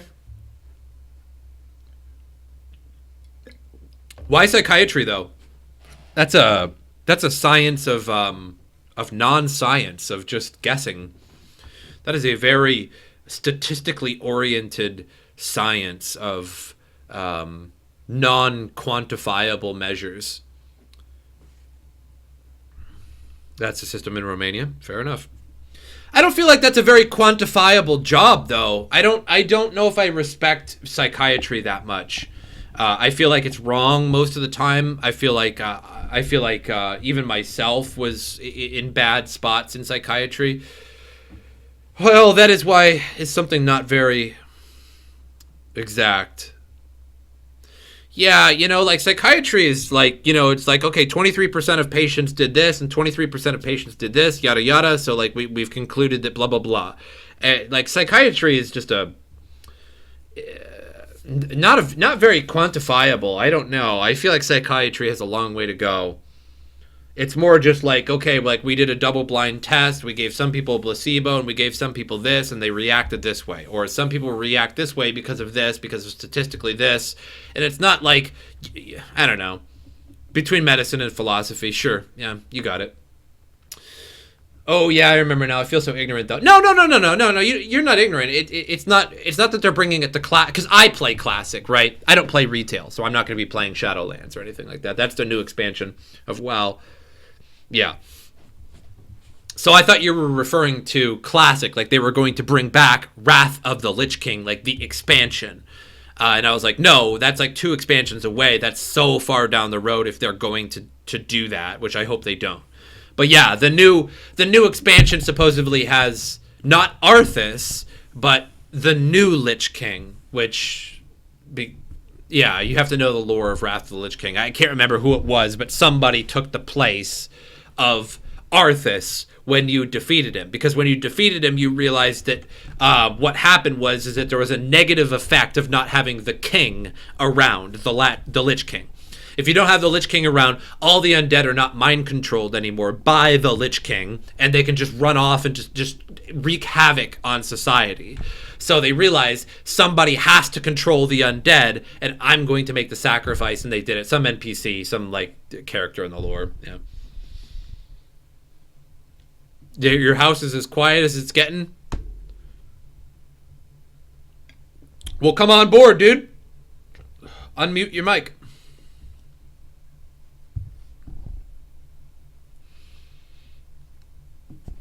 Unmute it whenever you want, man. So yeah, I'm very interested in that. Now, in terms of Bitcoin, yeah, I guess I'll reiterate what my previous trade was. So I'm a little apprehensive. So before I say that, before I talk about my previous trade and how much I made, I want to tell people. I kind of want to get into like helping people with trading. I feel like I'm pretty all right at trading. I just don't. I'm apprehensive about it for two reasons. The first reason is that I don't want to be wrong. I don't want to tell people to sell or buy and be wrong, right? And then like screw somebody over, right? Even though I'm screwed over too, because I likely did the same thing. That's what I fear. I don't want to hurt anybody financially. That's always been my number one goal in cryptocurrency, is to not hurt people financially, to not tell people to buy into this, that, or the other thing, but rather to mine something or, something like that that's not really going to cost you. So I hope one day to visit you in the USA. Yeah, if you ever come to the USA, man, I am in Pittsburgh, Pennsylvania. Yins Jagovs. That's what they say in Pittsburgh. I don't know why.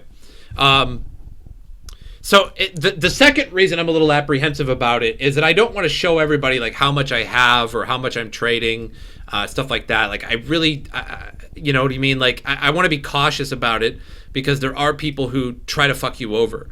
Even though I have pretty good security generally, you know what I mean? I don't want to put it out to the world. It's really asking for trouble. It's like going around with $1 million in your pocket, even though I don't have $1 million. If you're going around with $1 million or a gold bar in your pocket, you're asking for trouble. You know what I'm saying? Like you are asking for trouble. It's nobody's, like it's wrong of somebody to steal your $1 million because you have it in your pocket, but it was your fault for having $1 million in your pocket and you know it. But anyway, let me tell you about the last trade I made. So I like to trade on these big swing trade on these big dips rather than day trade. Some days I day trade, some days I swing trade, like a week at a time. So about on the 21st or 22nd here, Bitcoin was dumping, and I had originally sold at like 10,700, so that was way up here. So I sold really at a really good point and made some money. I don't remember how much I had. I don't know how much I had exactly, but I sold at 10,700, and then I rebought in at 8,600 as it was going down. So 8,600 was about right here. And you can see how it was kind of like jumping around and going around. So that kind of juked me a little bit. So I bought in at 8,600. It turns out I should have waited a little while because it went down to 7,300, but I don't know that. And nobody knows that, right? So I should have waited. Now looking in hindsight, but hindsight's 2020. And you can't always have 2020 hindsight unless you got a fucking future machine, and you don't. So 8,600, not a bad price. Then it was like 7,300 for a few days, and it started pumping. And I noticed it at about like 10,100. It pumped to about 10,300, and then it started going down. And I like to watch that trend go back down, because if I just sell somewhere up here, that's just a guess. I don't know where I'd be guessing, because if I just guessed, I could have sold up here, right, or something like that. But I bought it in at 8,600, so I'm not going to sell here. So it went up again. And as it was going back down, I confirmed the trend of it falling back down, and I created a market sell order on here. And because of slippage a little bit, I sold it like high 9,700, but because of slippage, I ended up selling it like at $9,731, which is not bad. So that's an $1,100 difference. I bought in at 8,600 and I sold about right here at $9,731. So that was nice. So that netted me like $608 in extra USDC, which was not bad. I could have made more if I had sold up here, but again, I like to wait. The key is that I like to wait for the trend, because if you just buy and here's the thing. Sorry, I'm rambling a little bit, but if you think you're buying at the top, you're just guessing. That's like a philosophical, existential statement for all of you. If you think that you are buying at the top, selling at the top, or buying at the bottom, it's just a guess. What you should do is wait for the bottom, what you think is the bottom, wait, have patience, and if it goes up, wait for it to go up a few $100. If it had dumped $2,000-$3,000, what's a few $100? It's not bad, right? But then when you see it pumping, you start to see that trend change. Now the trend change has confirmed. In fact, one of the greatest day traders in the world wrote a book, and he was talking about how he trades. And how he trades is he waits for the trend to change. He doesn't try to capture the top or the bottom. You wait for that trend to change, then you buy in or you sell. So I waited for that trend to go back down, and I caught it at a really good time, in my opinion, 97.31. It ended up pumping a little bit more than that. I think this, this area right here pumped you can see it even just candled really up to 9,900. So I really got it close to the top, and now I'm starting to see that we came back up, but now we tried to come back up again. It was less than that, and it's less than that. So right now we're losing steam. We're clearly losing steam, and it's going to pump up again, but it's going to be less than the last time. However, if I see that it pumps and it goes up to 9,900 or something like that, the trend hasn't changed. We're still at this region, right? We're still here. And we know that the ability for people to buy in will send you back up here, and we're fine. But when it starts to wane and the hill is less than the previous hill, when the crest is less than the previous crest, if you will, and the next one less than the previous crest, you start to see a loss of steam. And eventually we're going to see these whales that purchase these. See this whale purchase right here, this big long green? That's a fucking whale purchase. That's one person or a group of people doing that all at the same time. And another one, and another one. And then everybody's selling off that profit right here on this last one. So we're going to see, because they bought in. One person bought in here, one person bought in here, one person bought in here, or one person did it entirely, or a group of people. But these are whale purchases for sure, these big long green candles. And it's going to dump equivalent to those green candles if it does not pump past what we've seen here, where there was this tension point where we went up and it couldn't get any higher. It couldn't get as high as it was previously. So it's less than it was previously, less than it was previously, less than it was previously, although not by much in this case. So we're going to start to see it go down, but there's always these little try to rise. But if it rises less than it was previous, that means you're losing steam. And when these whale purchasers see that it's losing steam, they know that it's losing steam. They're watching. They put a lot of money in to buy this. And, it's likely they didn't buy it on KuCoin. That's for sure, right? You don't buy on KuCoin if you want to buy that much. KuCoin just follows the price of the bigger exchanges, and people change their orders according to the bigger exchanges. So don't mind this chart, but it's the same chart that you'd find on a bigger exchange where somebody likely did this. And it's going to dump by equivalent amounts that they bought in. They want to dump it, and it's likely going to be at the end of the month when the futures are going to expire. At the end of November, when the last Friday of November is when futures expire. Right here, the 25th. This is I'm dumb. The last Friday of November is the 29th. So it's going to start dumping 5 to 7 days before the 29th, in my opinion. That's what I'm calling. I'm not trying to prophesize here, but this is what I've seen month after month after month of this year, is that when futures expire, they expire at the end of the month on Friday. That's what CBOE does. Or is it CBE now? CBE is the one that continues? I can't remember which one of the two. Either way, CBE will expire on the last Friday of every month. And these whales that bought in to pump the price will want that price to go down when they short it, because you want to short more than you want to long, because shorting makes you more Bitcoin. Longing, it makes you more bucks, but it's easier to short than it is long. It's easier to create panic than it is to create FOMO. So these are all going to dump by the end of the month. Is it going to get to 7,300? That I don't know. But these are going to dump eventually. It's going to be 5 days, 7 days, a week, 2 weeks. It always happens. It always happens. We see these dumps equivalent to what was pumped.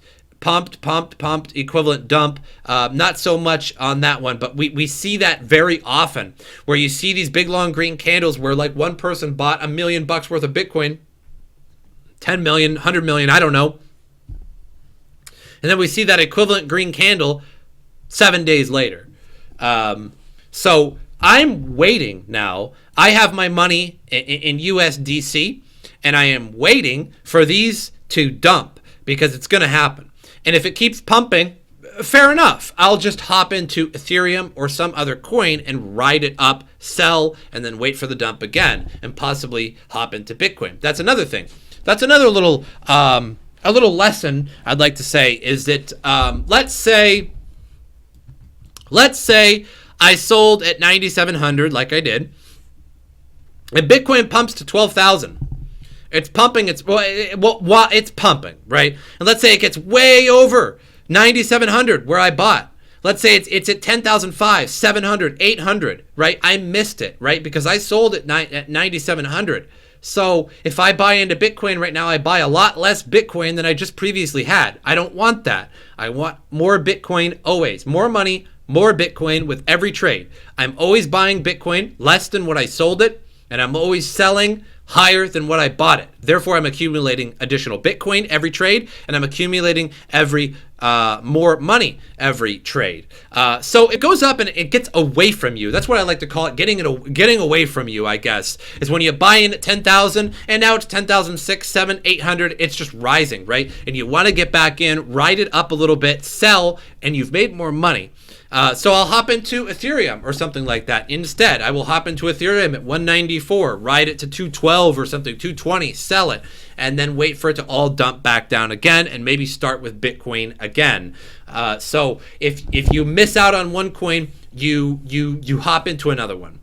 I hope one day to visit, man. I have to go. See ya. Take care, man. Hey, see ya, dude. Sorry, I missed you saying take care.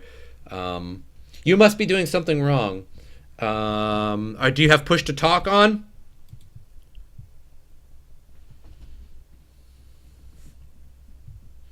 I see you talking, but it's not making any noise. Yeah, you're not making any noise. You have to go into your user settings and go to voice and audio.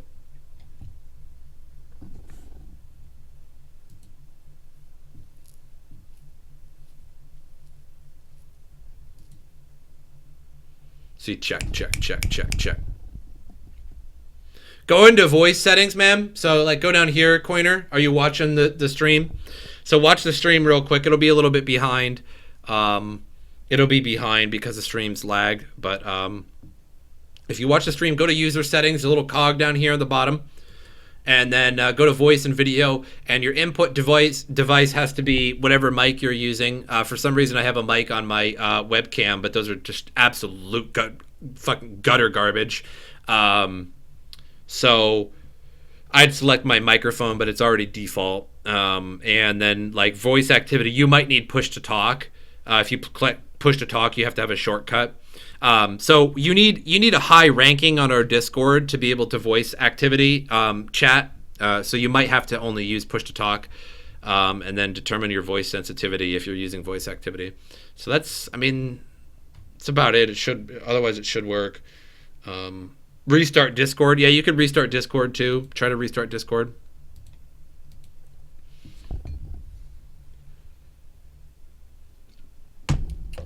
We also have a gap time CME futures chart. Gap in price. What time frame do I trade on? No specific time frame. Like I said, I sold here 2,200 hours, so maybe I sold at 10 o'clock. I don't know. I really don't know. I don't have any specific time that I trade. I don't have any specific time. I used to day by time trade, like time of day trade, like back in the day, and like at the end of 2017, early 2018, I used to use time of day trading. Time of day trading. Let me just tell you about time of day trading.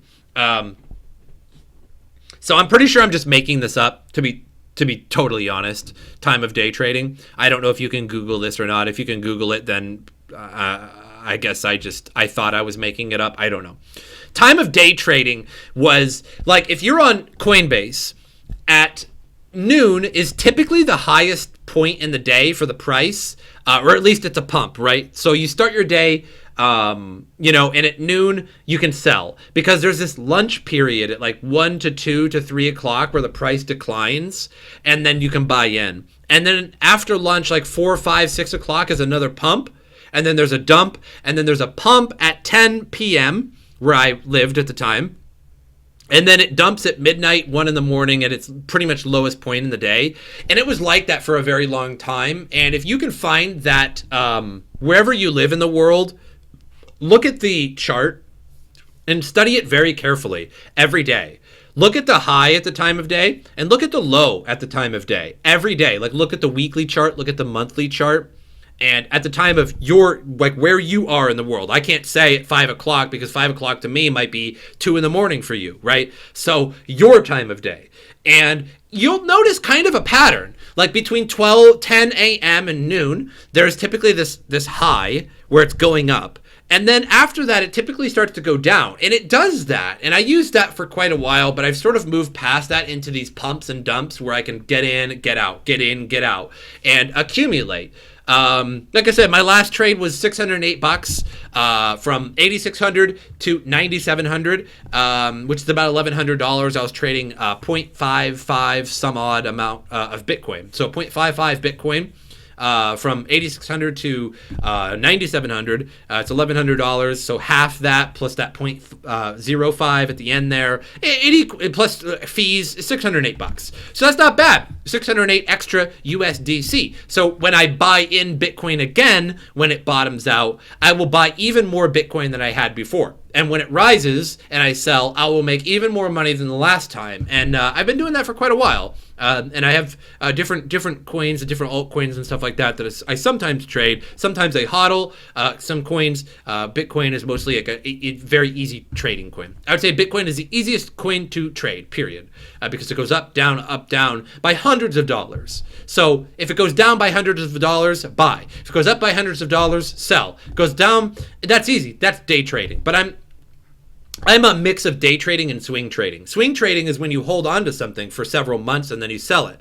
Or you hold on to it for a week, 2 weeks, then you sell it, right? That's swing trading. Day trading is literally sitting there all day, getting those little dips. Like, look, like I could have bought in at 93, or I could have bought in at 92.42, sold at 94.88, right? That's $200. That's a $200 difference with half a Bitcoin. That's $100 in my pocket minus a little bit of fees, right? That's $100. But that's just guessing. That's just guessing based on, like, oh, I've seen it go up and down before, right? So that's just kind of guessing. Whereas swing trading is like, okay, I bought in all the way back here at 8,600 and then it just pumped up to 10,200. So no matter where I sell up here, 10,300 or 9,300, doesn't matter. I sold at 9,700. Doesn't matter where I sell because I'm going to make money because I bought in so cheap at 8,600. I could have bought in at 9,300 or 7,300 if I had sold, or 7,500 if I had held on to it. Held on to my USDC longer, but I didn't, and that's okay, right?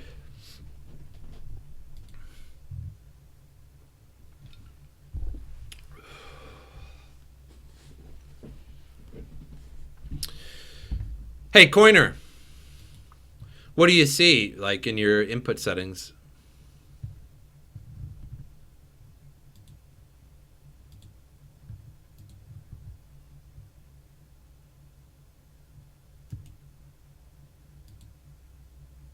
You still trying to get your mic? It's making me download the app.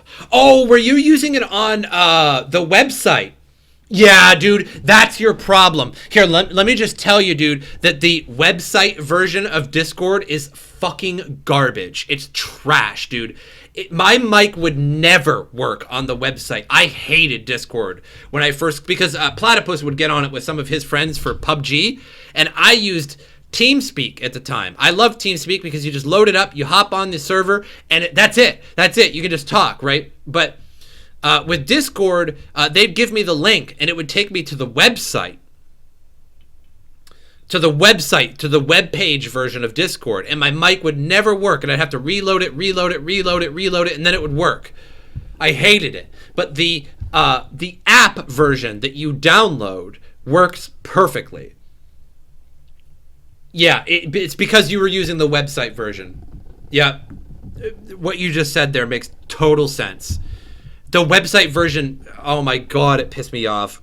Dude, the website version of Discord will piss a man off. Also, any new on Trade Ogre to add new coins? Dude, I've never traded on Trade Ogre. I have never been on Trade Ogre because it was some time Trade Ogre went into dark. What happened to Monero? It was king. Now it's an ordinary altcoin. Yeah, Monero. Monero didn't do so hot this bear market, or during the bear market, whatever you want to consider it. Monero did not do too hot. No, Monero burned to the ground. Now Litecoin is thinking about still adding Mimblewimble privacy feature, which I think will help Litecoin a little bit, but I think it might be a little too late for Litecoin. But I don't know. Everything will pump when the market super pumps. Like if we go back to all-time high, one of these years, one of these days, one of these months, if we go back to all-time high, Litecoin's going to be back at $300. Ethereum's going to be back at $6,000, $7,000, $8,000 plus. Everything's going to go up. Don't get me wrong. Like everything's going to go up because the whole market is going up.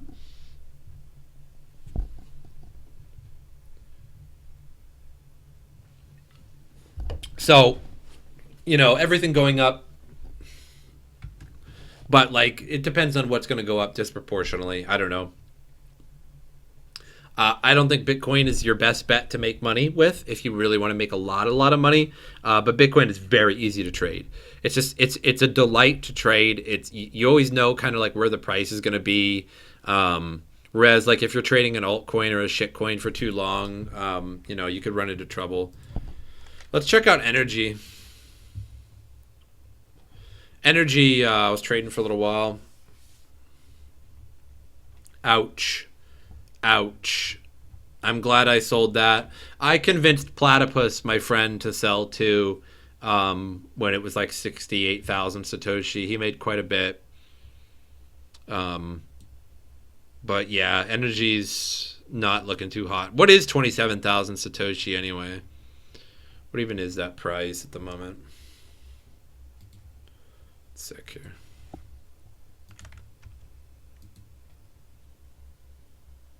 Let's see. Energy.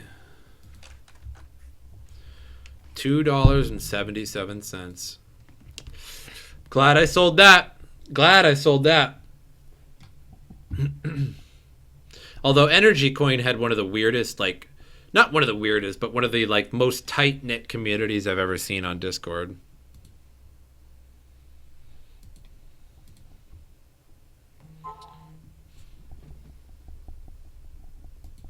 Did you download that app, Coiner?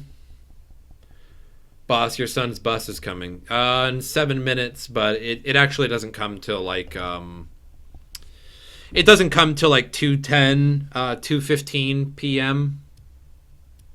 So technically I got about 7 minutes till I kind of want to shut down. But yes, thank you for the reminder.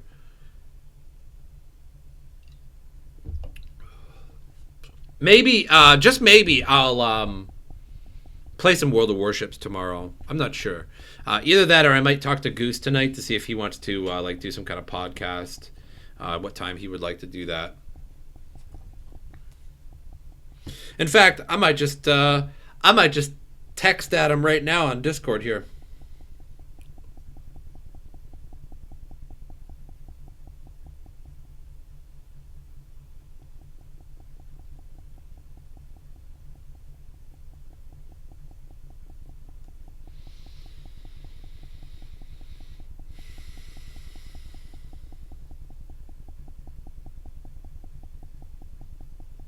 So I hope that gave you guys some advice on like trading.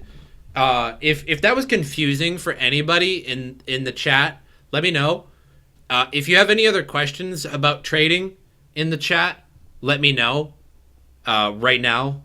Hey, 2 p.m. You're 4 hours late by my clock. Yeah, it's 1:54 right now. When you say go back to all-time high, make me think of Old Town Road crypto song. Yeah, I don't know. It's just one of these days, I think it will. I think it's just one of these months, one of these years. I think it's going to go back to 20,000. There's going to be a lot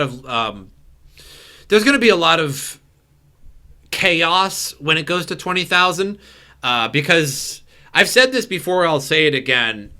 When Bitcoin gets to 15 or 16,000, there's a lot of people that originally bought in then, like in 2017, at 15, 16, 17, 18, 19,000, and they probably never sold. A lot of people probably didn't. Now, a lot of people did, a lot of people didn't. Some people did, some people didn't, right? But some people probably bought in at 17,000, and then it went to 13,000 within like weeks on them.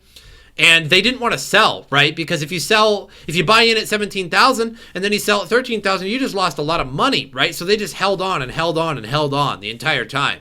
So when it gets to 16, 17, 18,000 like that, there's going to be a lot of people that are going to immediately sell because they were tired of waiting. They were tired of waiting 2 years or a year or 2 years, whatever, before they could actually get their money back. Some people are tired of waiting and they're like, no, screw it. I just want my $10,000 I invested back or whatever. And they're going to sell like as soon as possible. So there's going to be this massive buying pressure from FOMO. And there's going to be this massive selling pressure from people like trying to finally get out after 2 years when they bought in December, when they put in $10,000 in December at 18,000 and it dumped on them and they didn't sell right? Like they were like, no, it's 16,000, but it'll come back, right? No, I don't want to sell right now. I don't want to lose all my money. And they just kept going down and down and down. And then eventually they're like, no, fuck it. One day it's going to go back to 18,000. And when it does, I'm out, right? I want to get my $10,000. I want to buy my RV. I want to get out. You know what I mean? I cannot hear you, no.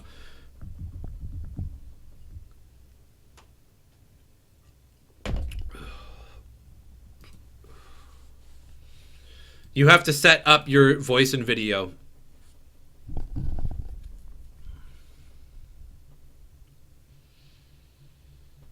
Right here, man. But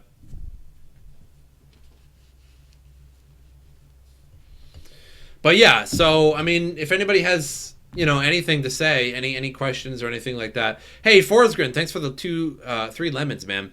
I don't have my Streamlabs set up very well anymore, so I don't hear the sounds when people donate. I used to have like all kinds of sounds and stuff like that. I might have to reset that up. But I appreciate that, Forsgren. Thank you, man.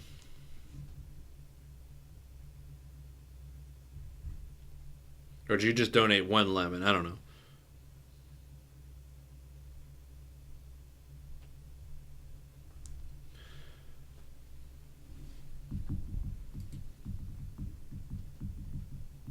I can't hear Alex either.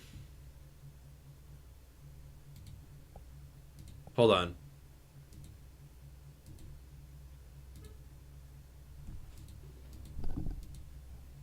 Can you guys talk again? Okay, hold on. You talk again? Yes. There you guys are. I don't think there was any problem on your end. It was on my end. My mic. I thought my mic was dead earlier just before I got on the podcast or on the live stream here because I plugged it in and my OBS didn't recognize it. I'm like, okay, that happens from time to time. So I unplugged it and stuff, and my blue light on my mic wasn't coming on. I was like, oh man, is it fried? And I plugged it into a different USB and it worked, but I had to reinitialize my mic and stuff. So what that did in Discord was change my output device to something else. So that's actually my bad there. I apologize, man. That is actually my bad. No sweat. What's up, Coiner? How you doing, man? Oh, not too bad. Just messing with this mic. This mic is so loud. I'm just barely talking right now. We turn you down a little bit. You can turn users down if they're too loud. You just like right click on them. Put you at 80%. You're not too loud though. Alex, what's up, man? Well, nothing much. Just watching your videos. Yeah. Yeah, man. I just haven't been making videos too much lately. And same thing with Goose Tech, man, who's also like a fellow YouTuber. He's a good friend of mine, man. Like we play games and stuff, and And he's just like, man, yeah, I'm just like, I just have no motivation. And I'm like, I hear you, dude, because like, I make like these news videos, and I don't think they're doing so well anymore. I'm like, I don't think anybody cares. I think like the crypto market has gotten boring to some people, and like, which I get it, like I totally get it. And they're like, yeah, like what does the news even matter anymore? And like, it's kind of true almost. I think live streams are better. I think people are more interested in trading. I think YouTubers that do TA do far better. They always do far better, like Twitter. Like just those Twitter goons that always do TA and stuff. The problem is I just don't believe in TA that much. I believe in like some fundamentals. I believe in practicing and feeling the market and making sound, normal decisions. But I don't believe that just because you traced a ascending triangle that like we're gonna go up in price. Like I don't believe that just because you did TA and you created a descending triangle doesn't mean that some whale is gonna come along and totally just jack the price up by $2,000. It's just it works in the stock market because you can do these ascending, descending triangles and check out everything and Fibonacci, but like the problem is, the thing is with the stock market is that they're all self-fulfilling prophecies, right? And all traders use the same self-fulfilling prophecy in the sense that in the stock market, everybody uses the same TA. You know what I mean? So like, okay, Apple is doing this. They're coming out with this new product. Let me use this. Let me use my TA on it, and everybody typically kind of agrees on it. Whereas like crypto is an unregulated market, so there's pump and dump groups, there's whales, there's all these people that can just short at the same time of dumping, so that they fulfill their short because they dumped $10 million worth of Bitcoin on some exchange, so it fulfilled their short because it brought the price down by $2,000. So there's all this manipulation that you can't track with TA. It's very difficult to TA the crypto market. Some of the higher liquidity coins you can do a little bit of TA, but I mean, you get into low caps, there's just no fucking way. Pardon my language. Yeah, the low caps not happening. Bitcoin, yeah, a little bit better. I think it's just the longer you trade, the better you get at it. And there's some people with TA that are pretty on par. But again, it's really just a guess, and it's like, is this person statistically a better guesser than this other person? And I'd say the answer is probably yes. But again, it's just a guess. So I don't really live or die by TA, and I don't think anybody should. I just don't think you should. I think it's a good way to get wrecked. Like I've seen literally people on Twitter that are like sell, and the price just super pumped, and then like a day later you go back to that Twitter post, and all you can say is ouch, right? Ouch, dude. Bro, you just told like 100,000 of your followers to sell, man, and like that price just pumped $2,000. Like, whoosh, this is the worst call I've ever seen, man.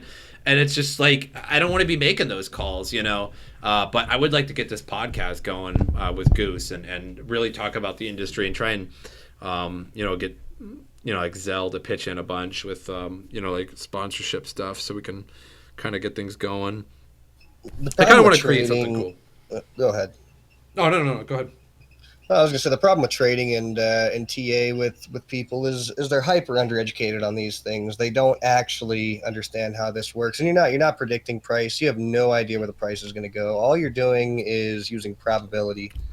You're using high risk setups and really just setting yourself up to where if you do lose 50% of your trades, you're losing less than you actually won on the other 50% of the trades. So it's a wishy-washy thing, and once you learn how to do it, you can do a good job at it and become somewhat profitable. But at the end of the day, if you just hold Bitcoin, from like 10 years ago, you wouldn't have to trade a thing, and you'd just be rich as hell right now. Yeah, true. I mean, hodling, hodling will work, but if you made it a long time ago, what I say about hodling is that like there is a level of economic. There is a punishment for doing nothing in economics. I can't remember what the term is called, but it's just like the economics of doing nothing is worse than doing something. In the same way that if you get fired from a job that you made $30 an hour and you go and work at McDonald's, you're making money, right? It's like, so you're only making $10 working at McDonald's, right? So you just took a huge pay cut, right? Because you got fired, you got let go, you got injured, whatever, you're 30. So you don't sit around on your ass, right? You go to McDonald's and you make $10 an hour. It's the only thing you can do, right? Making $10 an hour is better than making $0 an hour. Or if you have a factory and you are producing a good, and there's a major problem, you're losing money, right? So you have two options. You either shut down or you continue your product until you're done with it, and then you shut down. And it's like you might as well only lose $30,000 as opposed to $100,000 by shutting down right now. So there's a level of, so what I think is that, like, if you have Bitcoin, you should be trading it. In my opinion says you should trade it, right? So, you know, because like I said, I bought in 8,600, and now when it pumps again, I can sell it any time and make more money than I would have. And then when I buy in again, I have more Bitcoin than the last time. So if I buy in at 7,300 or 7,400, like the bottom that was just a few days ago, I now have, instead of 0.55 Bitcoin for my trading Bitcoin, I now have 0.71, right? So I just made 0.2 Bitcoin. That's a shitload, right? If it goes down to that, you know, but I'll end up most likely buying it at like 8,600 or something like that again, or I might like FOMO in, you know, at 87 or 88, you know, if it only dips down that, it looks like it's going to go back up. So it's likely I'm not going to get it that low, but that 0.71 Bitcoin, I would have had to pay, let's see, it's 7,300, 730, 1460. I would have had to pay $1,460 out of my bank account to buy that Bitcoin, right? But I didn't have to. I just sold and bought, right? So that's making way more money than I could even economically feasibly buy. So I just recommend it to people. Give it a try. Give trading a try, and just wait for these pumps and dumps. But Yeah, I enjoy trading, you know, and a lot of people don't like leverage, and I don't use high leverage. I use, like, at max, a 3x leverage, and usually it's more a matter of, I don't want to put all of my money on the exchange, so I'm going to put a third of that money on the exchange, keep the rest in a cold wallet. Then I can trade 3x leverage and still basically never get liquidated if I'm paying attention to my positions, because you've got to move a long ways to liquidate you at a 3x leverage. Like, right, yeah, with just 3x. Like, right, if it's 100x leverage, yeah, it goes down by $10, you just got wrecked. You know what I mean? Like 100x, yeah, it's really dangerous stuff. I don't recommend leverage trading, but that's something that, you know, a grown-ass man like yourself, you made that choice to do. And that's fine. I respect that. You know what I mean? But, like, I'm not going to go on BitMEX and, like, get a BitMEX referral and make a video and be like, hey, look, you guys can all use 100x leverage. I feel like there's like this small level of fiduciary responsibility as a YouTuber. I don't even YouTube to that many people. You know what I mean? Like, it's 400,000 video with 3,000 views. It's not that big, right? I'm not trying to you know, to make myself sound bigger than I am. But I feel like I have this small level of fiduciary responsibility going, hey, don't do this, right? Because you're gonna lose all your money. Like, if you don't know what you're doing, you're gonna lose all your money. And, like, so that's something I just don't want to recommend to people. If that's something that the people want to get into it, you do you know what I mean? But, like, I'm not gonna yeah, you know, but hey, good for you, man. Like, if leverage works for you, absolutely do it. But it's just another financial tool, and if you use it correctly, it sure is. It can be beneficial. You can hedge with it, because when you send Bitcoin to an exchange, you're effectively long because you own Bitcoin that you sent to the exchange, and you can't go into a stable coin on a leverage exchange. What you can do is sell 1x short, and that effectively puts you in a cash position where if you go down, you'll make a little bit of Bitcoin. If you go up, you're going to hold your US dollar value, right? So yeah, it's a good tool if used effectively. Now, if you put your finger on that slider and crank it up to 10 or 15x, now you're asking for problems, you know, and that's where you're going to get killed with the fees. You get a higher chance of a wick taking you out, and that's how people get ruined, and it gives it a bad name, honestly. Way too much leverage is way bad. It's super bad, especially if you're I don't know, especially if you don't have any kind of nefarious plan to pump or dump while you have the 100x leverage. I don't know. I'm not so sure about that. About using 100x, but yeah, 3x, that's not too bad. It'd have to go way down in price before you get liquidated. But hey, I gotta get going. I'm so sorry that we could only talk for like 4 minutes, man. But, like, it's 2:09. That's my fault that I couldn't hear you in chat. I'm surprised I didn't catch that sooner. next time we can chat much longer. And I'm Yeah, sorry, no Alex, problem. we didn't I'm get to chat available that on the much either. weekends usually. But it's just I gotta be out there for my son in just a few minutes. But Seth Lenon, why do I think it's chaos when a lot of people are selling in FOMO and buying it up at 16, 18,000? Because it's going to be hard to determine what the price is going to be, because there's, as soon as it goes up in price, it's just going to go right back down and go up and down. There's just going to be a lot of FOMO both ways. It's going to be crazy, like something we've never seen before. All the people that bought in at 16 to like 20,000. A lot of people probably still have their coin from that time because they never wanted to sell, and they were just like, "Fuck it, I'll wait 2 years if it goes up in price." And one of these years, it's going to, it's just gonna be wacky. It's all. It's not gonna be like there's nothing gonna be crazy about it, I guess. But it's gonna be wacky. Like prices are gonna go up by 1,000 and then just pound down because so many people are just power selling. And especially once it gets to 20,000, nobody's gonna know. Like it got to 20,000 once, and it took 2, 3, 4 years to get back to it again. So everyone's just gonna have all their sell orders piled up at 20,000 and then 19,999 and stuff like that. It's gonna be crazy. Like there's gonna be so much volume at that time. That's what I'm saying. Hey, Hydro, thanks for the like button, man. I gotta get going, guys. I appreciate you stopping by. I appreciate anybody that like donated and stuff like that. But I might go live tomorrow. I'm not sure. I want to try and get this going with Goose and stuff like that. We'll get people in chatting and stuff like that. Maybe we'll get you back in, Hydro. Always like to have you on the show, man. Thanks for having me in, man. Yeah, Coiner, thanks, man. Thanks for showing up too, Alex. I'll see you guys later. I gotta go. Okay. See you guys. Sorry that it was so brief. I know, like, I was trying to talk to people on Discord in just a few minutes. They were like trying to work out their mics, like, I don't know what I'm doing, but like it was really my end. I couldn't hear on Discord. The app on Discord was using the wrong output device. So I'm sorry, guys. But I'll catch you next time. Hope I gave you some good advice. I'll catch you guys maybe tomorrow. I might stream again, probably around the same time.